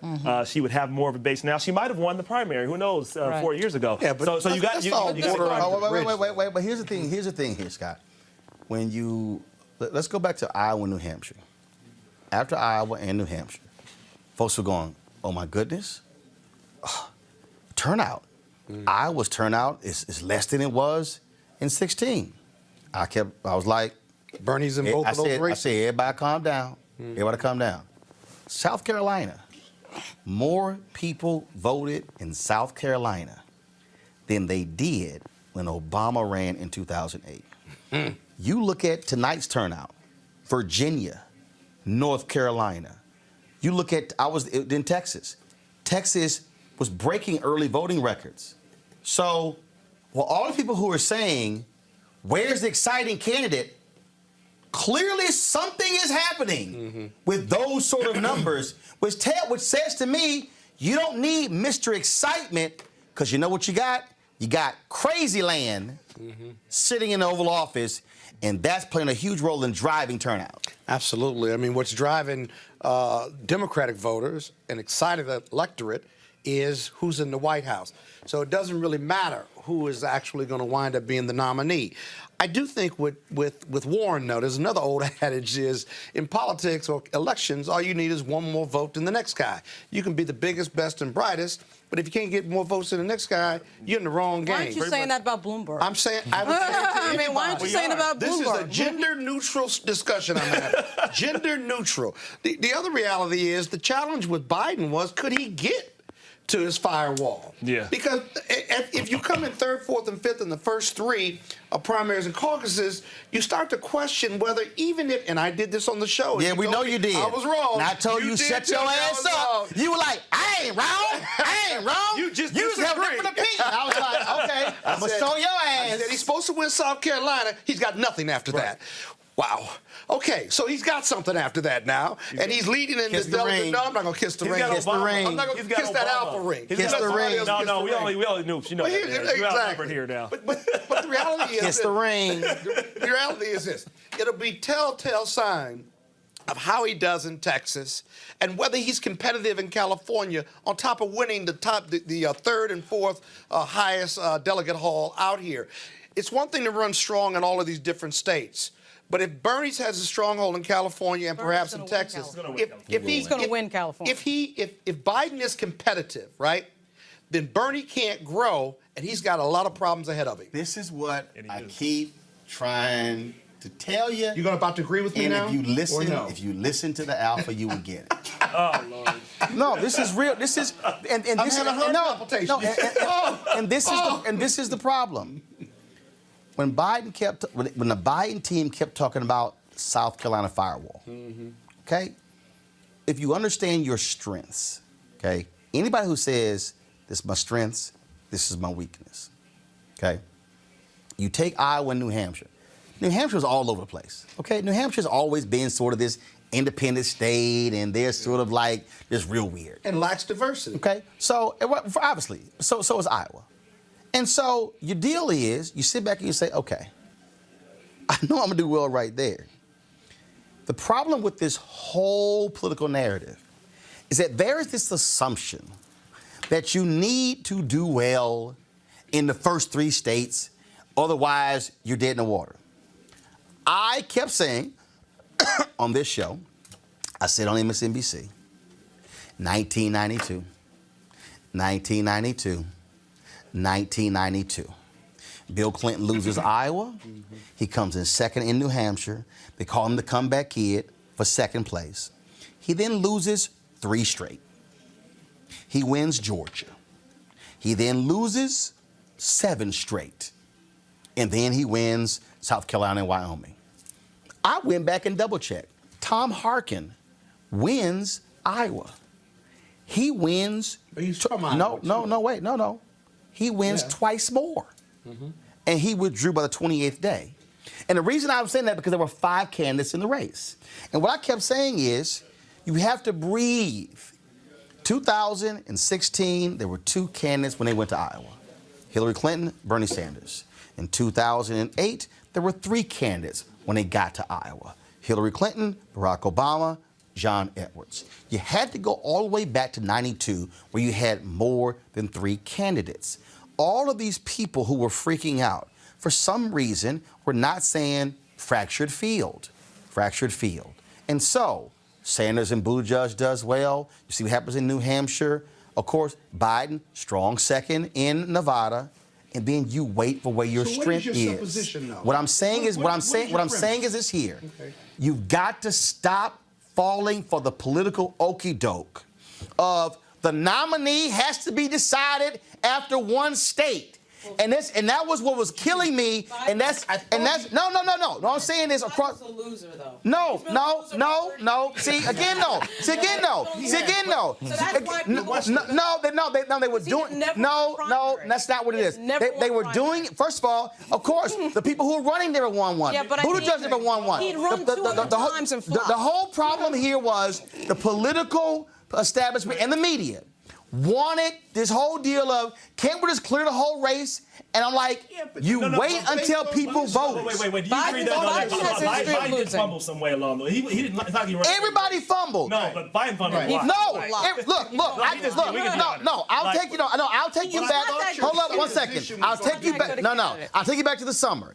Elizabeth Warren spikes, goes to debate. Falls for the trap of putting a price tag on Medicare for all. Then she tumbles. I can go down the line. All these candidates have made missteps, which is why you run. Yeah. You do those. The problem here is that nobody wanted to step back and say there are 7 or 8 or 9 people. Nobody's going to somehow get 40, 45, 50%. You just chill out. Right, but Biden has a history of losing, though. You keep saying Biden's a He does. Biden has losing. Okay, but guess what? Did he lose Saturday? Did he lose Saturday? Did he lose Saturday? Did he lose Saturday? He lose 2 other times. Did he lose Saturday? Did he lose 2 other times? Did he lose tonight in 4 states? I mean, you keep saying he lost before. Before don't mean nothing except for this year. I thought 4 years ago, 8 years ago, 20 years ago means nothing compared to 2020. And if you keep living in before, then guess what? You're going to be looking like Scott by saying, I think he's going to be done. Romney and John McCain. He almost would have been done. Hold up. Would have been done. But wait. Would have been and done are 2 different things. I mean, against this field, he should have won Saturday. The point I thought you were going to make, and I think you should make, is that historically, if there are 2 or 3 candidates, the idea of running the first 3 do dictate whether you get the nomination or not. Hold on. But when hold up. Why am I going to make that when there were 7? Finish my point. Why am I going to make it when there are 7? I said Why am I talking historically when I'm counting the people this year? But go ahead. That is, if there are multiple candidates. Yes, like in 92. At 92 and now in 2020, then that historical rule does not apply. Which is why I was the one bringing up 1992. I am agreeing with you. You weren't clear to your public. Oh, no, I was very clear. You thought I wasn't clear last week, and then you got embarrassed tonight because you had to come here and you had to kiss the ring. I didn't kiss any ring. Hold on, what did you say last week? If there are 5 to 7 what did you say last week? All bets are off. Hey, control room, watch out, get that tape ready. When Scott was saying, after South Carolina, he's done. He's I was loud about But listen, but the reason why, I mean, traditionally, he was wrong. Just like his fraternity. Yep. At least you're ahead of yours. No. Listen, he loves Alpha. Listen, I know he loves Alpha. It's okay. You ain't got no choice. I got all that black and gold crap. But listen, look, he's having a good night. He had a good night. No one. If you looked at how Biden was doing, he was not doing well. He dropped a lot in the polls. It looked like he was going to have. And he had no money. Many times he had no, and most of all, money and no he had money. no money. So he may not make it to South Carolina. And that's where again you're wrong. No, he didn't have money. You're falling for the usual stuff. Oh, not having money? Man. You don't know. There's a difference between having some money and no money. So everybody keeps saying Biden broke. He's broke. Okay, so how? So how do you? He was not anymore. How do you win? Obama. Jim Clyburn and Obama. He's tied to the legacy of Obama and black people. Exactly. They're with them with Obama. Black voters. Again, That's how you win. That's how you Black voters. That's how you What win. I'm saying is this here. I keep telling y'all need to stop listening to the white folks on them cable networks. Well, no. Who's listening to the white folks on cable networks? Talking to you. We're here now. All right. No, you white? No, you ain't. Y'all were listening to them. Now you talking to me. Okay. Here we go. And I'm telling That's the alpha in you talking. again, you gotta go back to the most fundamental thing about running for office. You can take all the polls you want to. You can predict what's going to happen, but what I have said then and I'll say now, you cannot predict what voters are going to do. When you look at the That's what polling does. No, polling does not. What does it do? No, polling What does it do? No, I'm gonna tell you what a pollster, Cornell Belcher, told me. He said, a poll offers you a snapshot of a race at a particular moment in time. It does not predict what is going to happen because things change. If you look at the Associated Press exit polling data tonight, what are they saying? Nearly 40, in some places, 48% of people decided at the last minute. In the last 3 days. So guess what? That means that no poll in any Super Tuesday two state people dropped was out. done. Two people dropped out in the last 4 days. That's my point. You're proving my point. Right. So no poll can say this is what's going to happen in Virginia because there are variables there. And that was always the thing. So if you were a Biden, you bided your time. If you were Sanders, I keep telling Sanders supporters, y'all need to keep freaking out. They're trying to steal it from us. No, focus on running. Focus on running and winning. I agree with that. We agree on that. We agree on that, Ron. I mean, like, we agree. Y'all gonna steal it from the convention. Run. Why you focus on July? Why you focus on July when we in March? I agree. You gotta, run. Right. Exactly. And they will complain and complain and say, we're waiting and it's not our turn. The establishment's against us. Well, but in the end, that's true, though. Don't you still have to? That may be true, but there are other challenges the establishment has. Yeah, but I mean, so let me you ask know you what this. happened 4 years ago? The you get one establishment more was vote? against Listen, them. Did you get one more vote to the next? True or round? false? That's Is the bottom line. establishment for But that doesn't Bernie? even wait. The establishment wasn't for Obama either, though. So like, the establishment wasn't for Obama either. You got to find a way to win. The establishment was Bernie. You got to find a way to win. They weren't for Obama. If you spend all your time bitching about what somebody's doing to us and you ain't focused on running, and then guess what? You're going to look up and you're going to have somebody on your ass. I'm telling you. You know what? He's going to win California.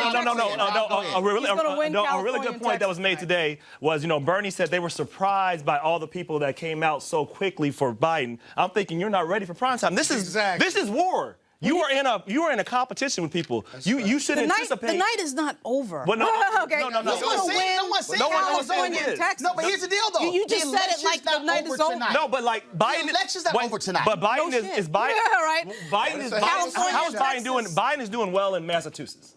Okay, listen. If Biden wins Massachusetts and it's close in California, I'm gonna say it's pretty close to over. That's cute. Exactly. That's cute. It's the pretty two close to biggest over. states tonight for delegates. No. California and Texas. It's close. Lauren, you keep talking about, he's going to win California and Texas. So what? The Democratic rules are What do you mean, different. so what? Right now in Texas, Sanders is at 28, Biden's at 22. Okay. If you do a breakdown of delegates, guess what? It's going to be a wash. Correct. It's different if Sanders wins. It's different if Sanders wins 40, 45, 48, 50 California and Texas, and Biden falls at 15, 18. That's different. But if you're Sanders and it's at 28, 22, 28, 25, it ain't like he's blowing them out. So the deal is. I didn't say he blew him out. I say he's going to win. Okay, right, he's going to win. Okay, let me go back to 2008. What's winning, though? No, let me go back to 2008, Nevada. Obama and Clinton. Who won Nevada? Obama. No. Did he? Oh, I thought we weren't talking about the past. No. Since you were talking about winning, who won Nevada in 2008? Pretty sure it was Obama. No. It wasn't Obama. No. Sure Hillary won Obama. Exactly. Hillary won Nevada. Oh, she really? But guess who won the delegates? Oh, Obama. It was 14-13 Obama. Yeah. Hillary won the state. Okay, you talking about Obama won one more delegate. Oh, yeah. So what I'm trying to say, Melik Abdul, Republican Strategist, join us. So the point I'm saying is, it's easy to say who won. No, you got to look at what's the percentage. Who won the How many delegates did you get? because that's what really determines That's winning. if you got a blowout, you win far more delegates. Right. But if it's at 28-25, that's the rules. It's all delegates. of a sudden, it's a whole different type deal. Yes, you can say, I won, but it comes down to how many delegates did you pick up? Mel, go ahead. Yeah, I mean, you make a very good point that it's going to, I think that Bernie probably will end up winning California. But as Roland said, I think what's going to happen with both California and Texas is that essentially they will cancel each other out. How many does Biden get? I'm both of those. First of all, you don't know. Tell it folks. Yeah, It's going to be close. It's not like I'm not sure. It will continue to wait be. 3 hours, you'll know. Yeah, it will continue to be a close race. But I think after tonight, I think Biden will cement his status as the front runner. I don't expect Bloomberg will probably get out. I think they said that he was reassessing his campaign. Man, he ain't going to be here. Yeah. Bloomberg is not getting out. No. Ego, E-G-O. And he has both ego and plenty of money. Yeah. And one of the He's things got that I waste mentioned, money. He could just even moving forward from Hey, he's helping the economy. Go pay some people. Michael Bloomberg will not get out tomorrow. He's going to wait one more week. After he loses next Tuesday, he's out.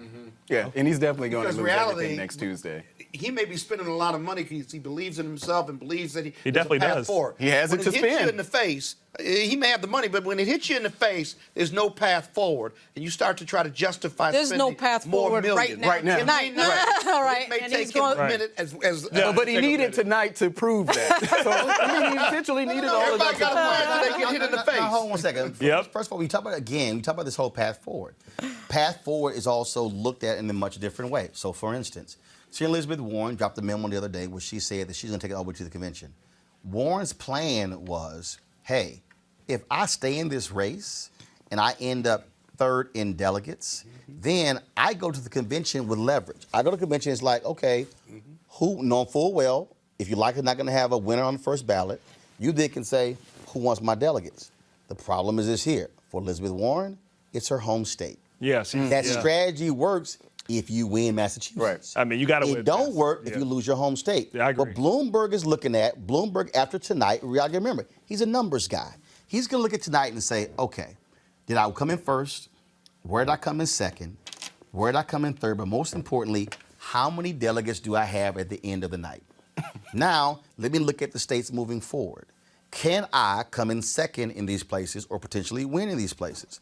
If all of a sudden it's no, and if it's all of a sudden I'm likely to come in third but fall below 15%, then I got to get the hell out.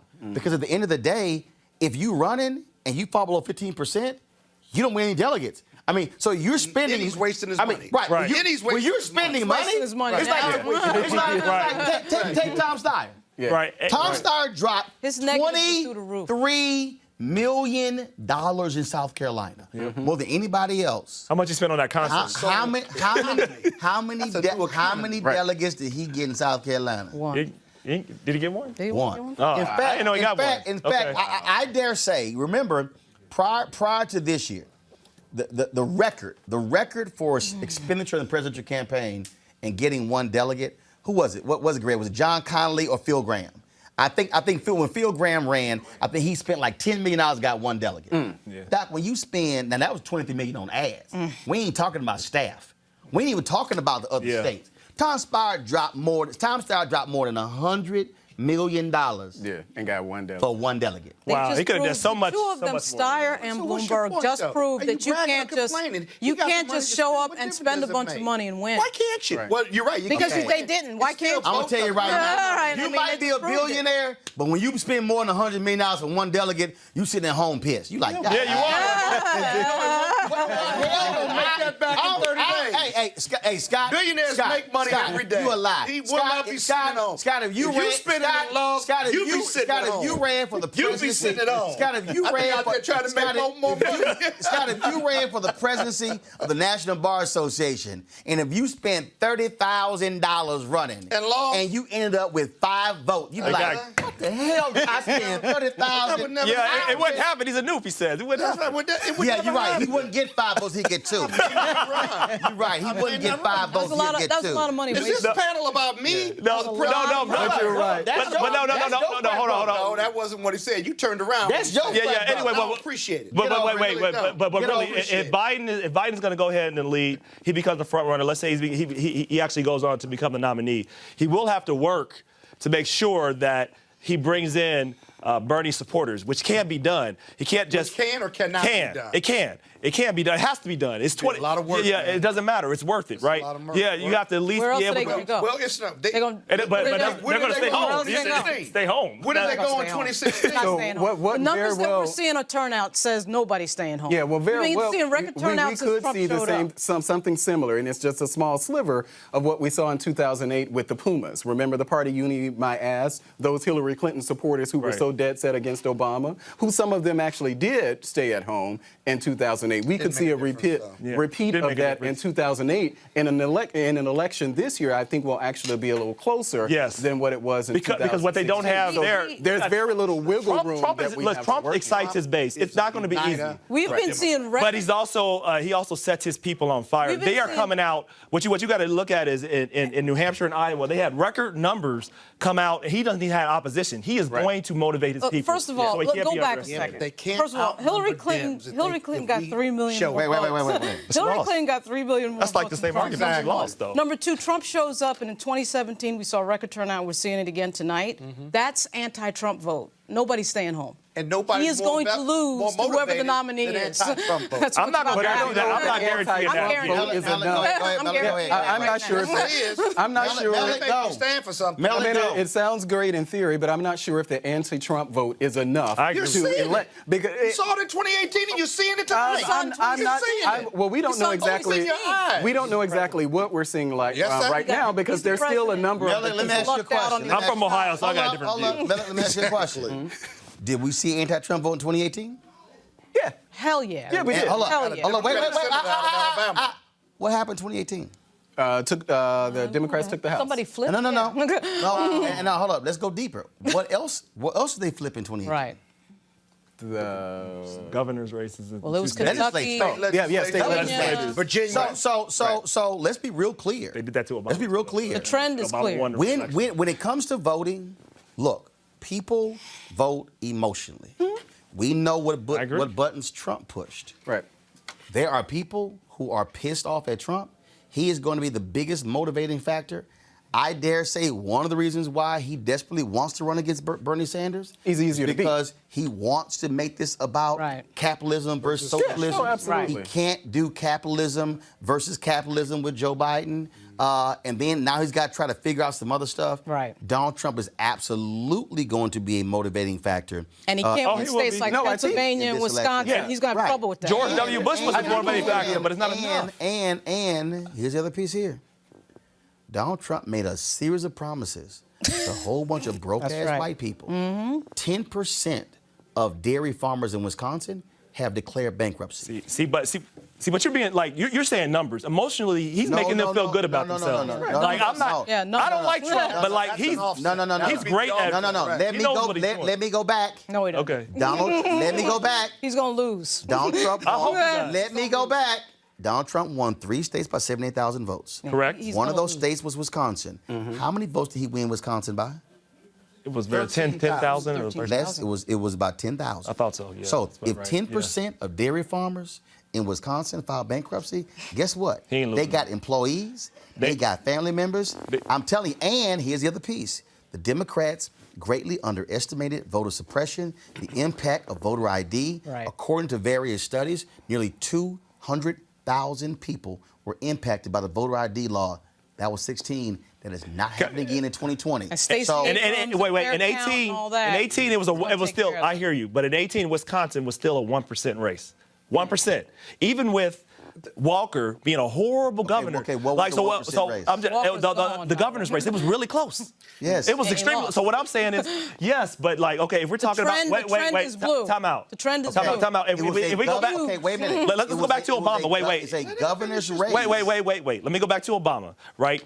Republicans were saying the same things we're saying right now. Look at what happened. Look what happened in 2010. We swept all the government. We made history. We did all this. And they did. They set records for all the legislators they took over, and Obama whopped Mitt Romney. Okay, so like, all I'm saying is I'm not saying that he's going to win. I'm saying do not underestimate him. First of all, one second. I'm not underestimating him. What I'm saying is Democrats keep talking like Trump won by 3 million votes. I know. I'm like, exactly. But you don't have a Hillary Clinton running, and that's the problem. Thank goodness. Thank goodness, because actually, but I'm not sure that candidate. So even if Hillary Clinton with all her problems, now of course she got about 3.4 or so million votes in California. So California alone could have won her the presidency. Right. But I think that the problem is that what Democrats have this time is, and why I do agree that the anti-Trump resentment is going to be a motivating force to get people out. I don't know if that alone, if you don't have an inspiring candidate to bring people to the polls. Nobody's going to have to beg Joe Biden to go to Wisconsin and Michigan, Pennsylvania. No, not at all. Hillary Clinton, for some dumb reason, decided, let's not go to Wisconsin and Michigan and Pennsylvania. It was stupid. It was stupid. Biden ain't making that. Let's go back to the Wisconsin farmers who have filed bankruptcy. I think that makes all the sense in the world. With one caveat, and that is this. What is the RNC's message to those 10% of Trumpsters who have gone into bankruptcy? He's argued to them that this was necessary, asked them to weather it, gave them money to weather it because we needed to fight China. That message, I'm talking about messaging. And they believe him. And they believe him. They believe that. They believe him. Hold up, wait. Hold up. You may be right, but that's a big caveat. Hold up. That they want to vote elsewhere. Some believe him. Yeah. I've read numerous stories. There are some pissed off. There's some pissed. Allow me to finish. There are some pissed off farmers. There's some pissed off people who lost a family business. There's some pissed off people who worked at those farms. And all I'm saying is, do they blame all I'm saying is this here. Do they blame All I'm saying is this. That's the problem. If your terrorist fight is the reason why I ain't got no business, hell yes, I blame them. Okay, you keep saying they haven't, but that's wrong. America shouldn't be voting for him anyway. First of all, he's emotional support. Let me say it again. Let me say it again. Is there what you're saying? You're wrong. He's president. No, I'm talking about right now. That's a pretty good one. He's president minus 3 million. He's president minus 3 million. No, okay, stop. First of all, let's stop. He enacted the tariff piece after he won. Right. It's different to say I connected with you emotionally He said he's gonna do before. But then, no. He's doing no. Stop. Campaign. Stop. You know, Roland. Stop. I got to tell you. Stop. He said, no, listen. Listen. He said, man, it's your show. Listen, stop talking. First of all, that's what you learned last week. It's a difference between saying, I'm going to do this, and then you go, oh shit, we didn't know that was going to be the repercussions of what you're going to do. Right. Which is why But you're making our point. No. The reality is here. There are people in Iowa and Wisconsin who are pissed off. Yep. There are people, and look, they're there. And all I'm saying is this here. He's going to win Iowa. You're Trump. You're going to need all of the people who voted for you last time.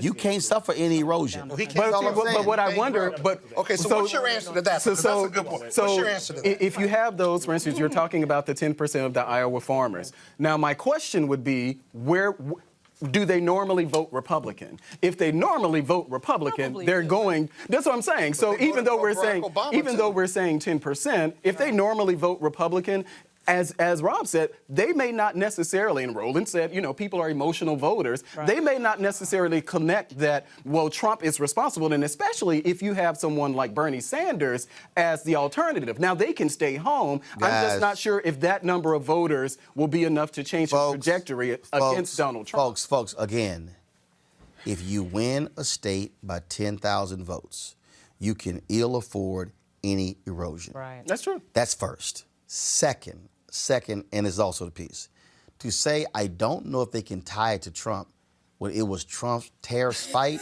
that is the reason soybeans are not being purchased. Yep. It's the reason milk is not being purchased.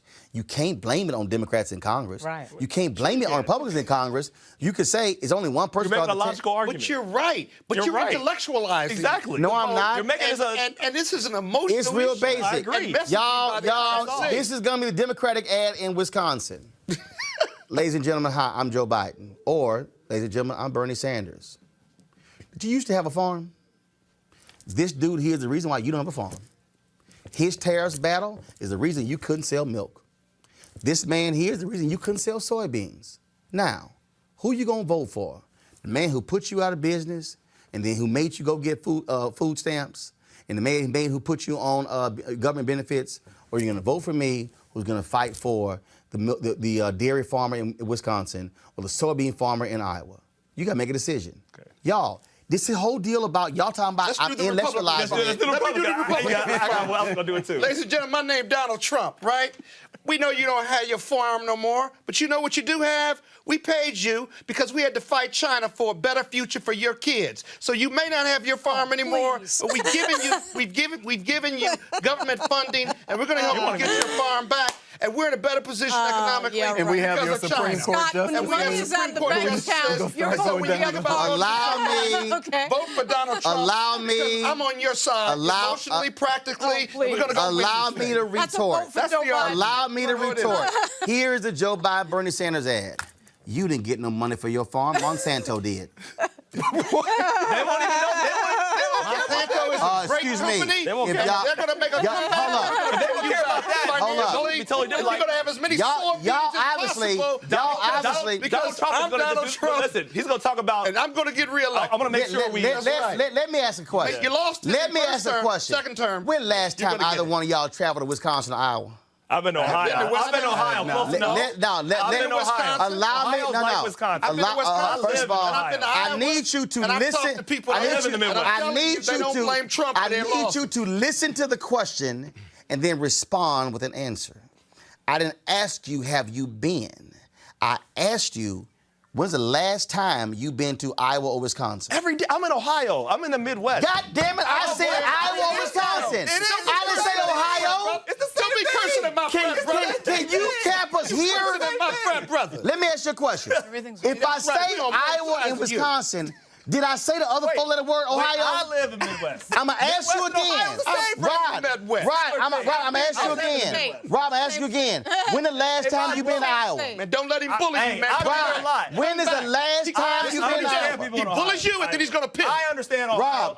Rob, when is the last time you been to Iowa? It doesn't matter. Rob, when is the last time you been to Iowa?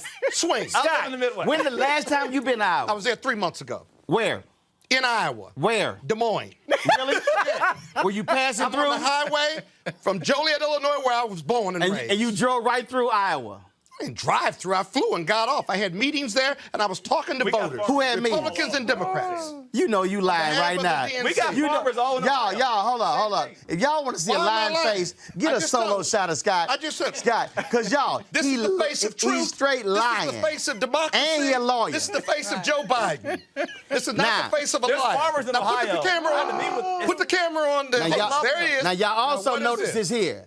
He couldn't answer the damn question. I didn't have to. But I did. I'm around farmers all the time. No.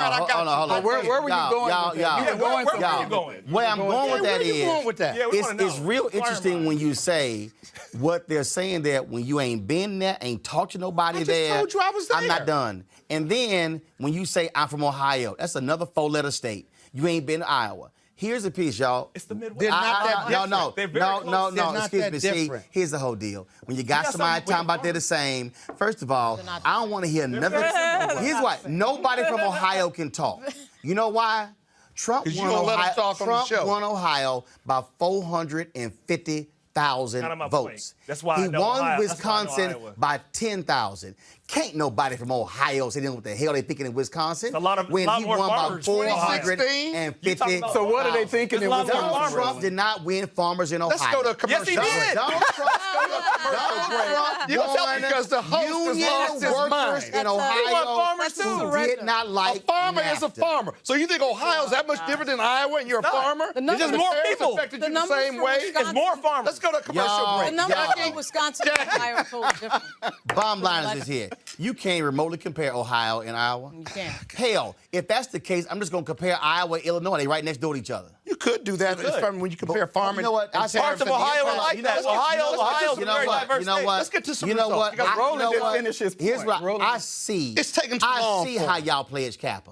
Obviously, Y'all could not Did you pledge get Alpha? into any other fraternity. Right? All right, folks. Let me You give didn't want to be in Let me give you, You know some what? numbers Let me tell you here. something. Let me give you some numbers I'm here. done with this. I am. Yeah, you I'm done. never coming on here again. You done. I'm resigning. You done because you've been wrong. Get me out of the rotation. You done right now. because you've been wrong. Let me give you about 5.4% of the polling results are in Texas in the U.S. Senate race. Mary Hagar is leading. Christina Ramirez is second. Two black candidates. They Senator Royce West is third. Amanda Edwards is fourth. Mary Hagar, of course, was a candidate the Democrats got behind. Royce West told me yesterday he felt Democrats put their thumb on the scale by backing one candidate, even though he has been a state senator for nearly 30 years. And Amanda Edwards, a sister, she was a city councilwoman in Houston. And so we're monitoring those results there as well. As I said, the sister in North Carolina who was running against Cal Cunningham, she lost for that bid. He won the Democratic nomination for the U.S. Senate, and he'll be facing Tom Tillis in the fall as well. So we'll follow. So we're not just focused on the presidential race. We've also been covering a lot of these races of African Americans we've been talking to who are running in North Carolina, running in some other states as well. So we'll be giving you some of those results. Let me ask you this, folks. When we talk about states coming up, when you look at Arkansas, we're waiting on those results from Arkansas, waiting on what's happening in Tennessee. They, of course, were greatly impacted by the tornadoes that tore through that state today.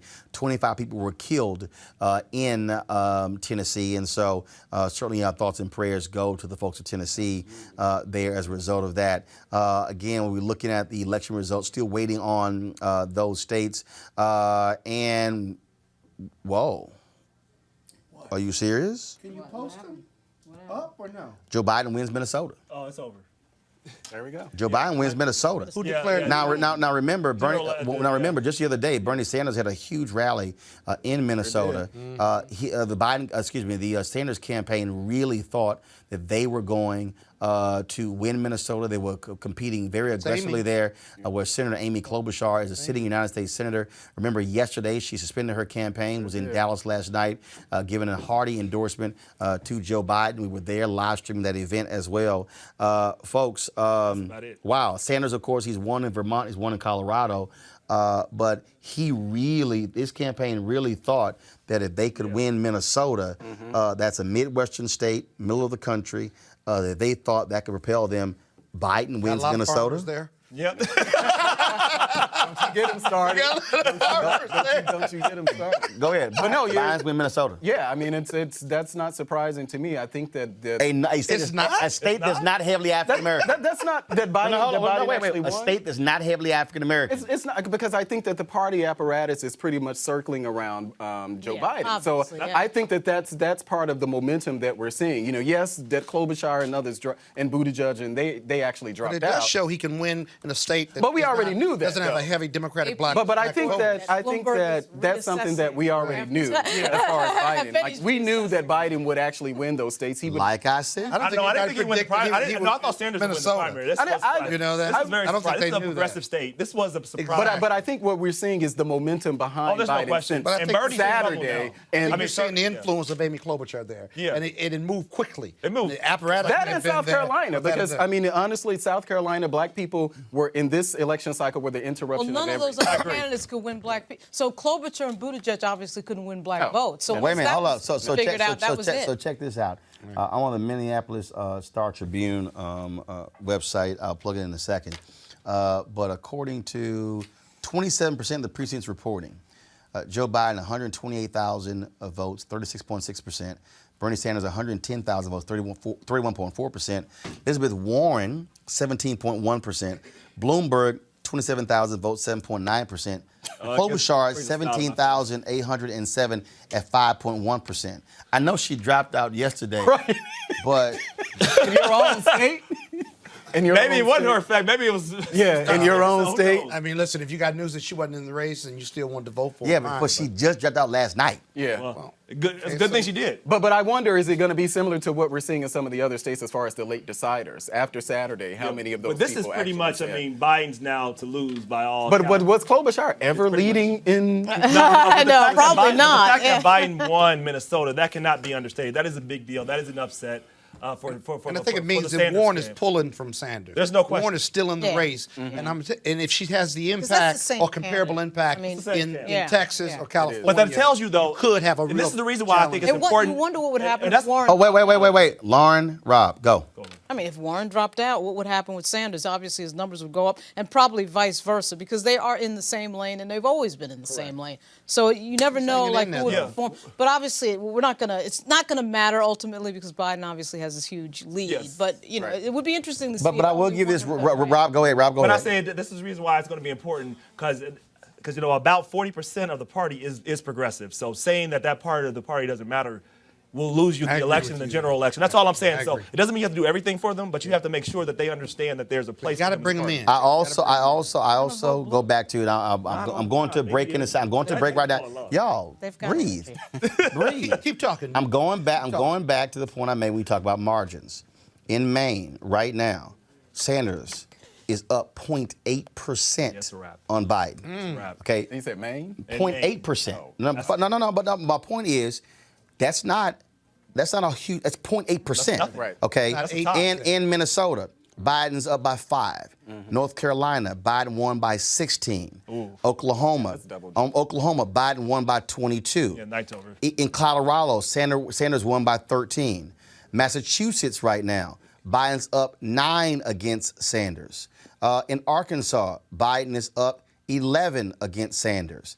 Alabama wasn't even close, 61% to 16% to Sanders. And now if I go down to Tennessee right now, Biden's up 16 points in Tennessee.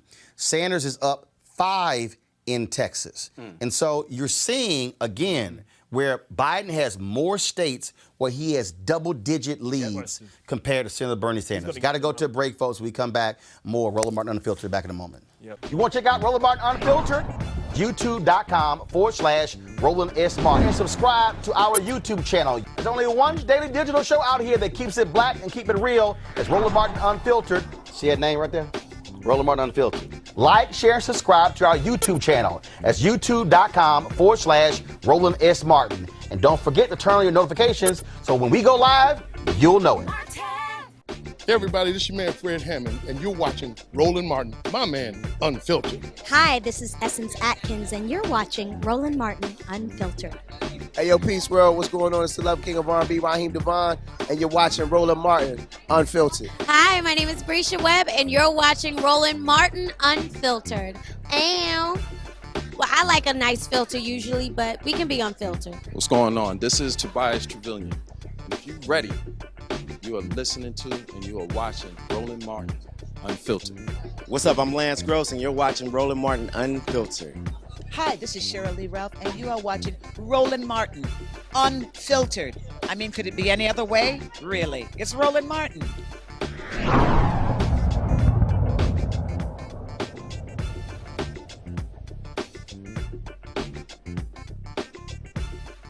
You want to support Roland Martin Unfiltered? Be sure to join our Bring the Funk fan club. Every dollar that you give to us supports our daily digital show. There's only one daily digital show out here that keeps it black and keep it real. As Roland Martin Unfiltered. Support the Roland Martin Unfiltered daily digital show by going to RolandMartinUnfiltered.com. Our goal is to get 20,000 of our fans contributing $50 each for the whole year. You can make this possible. RolandMartinUnfiltered.com.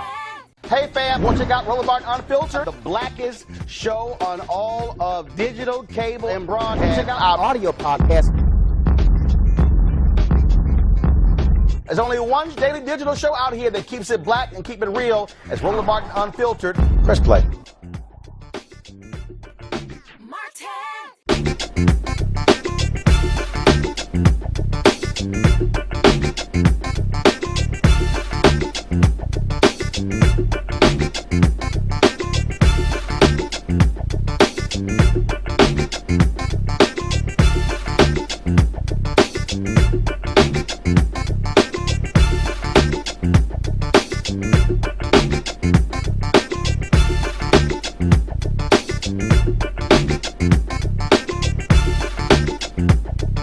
Peace.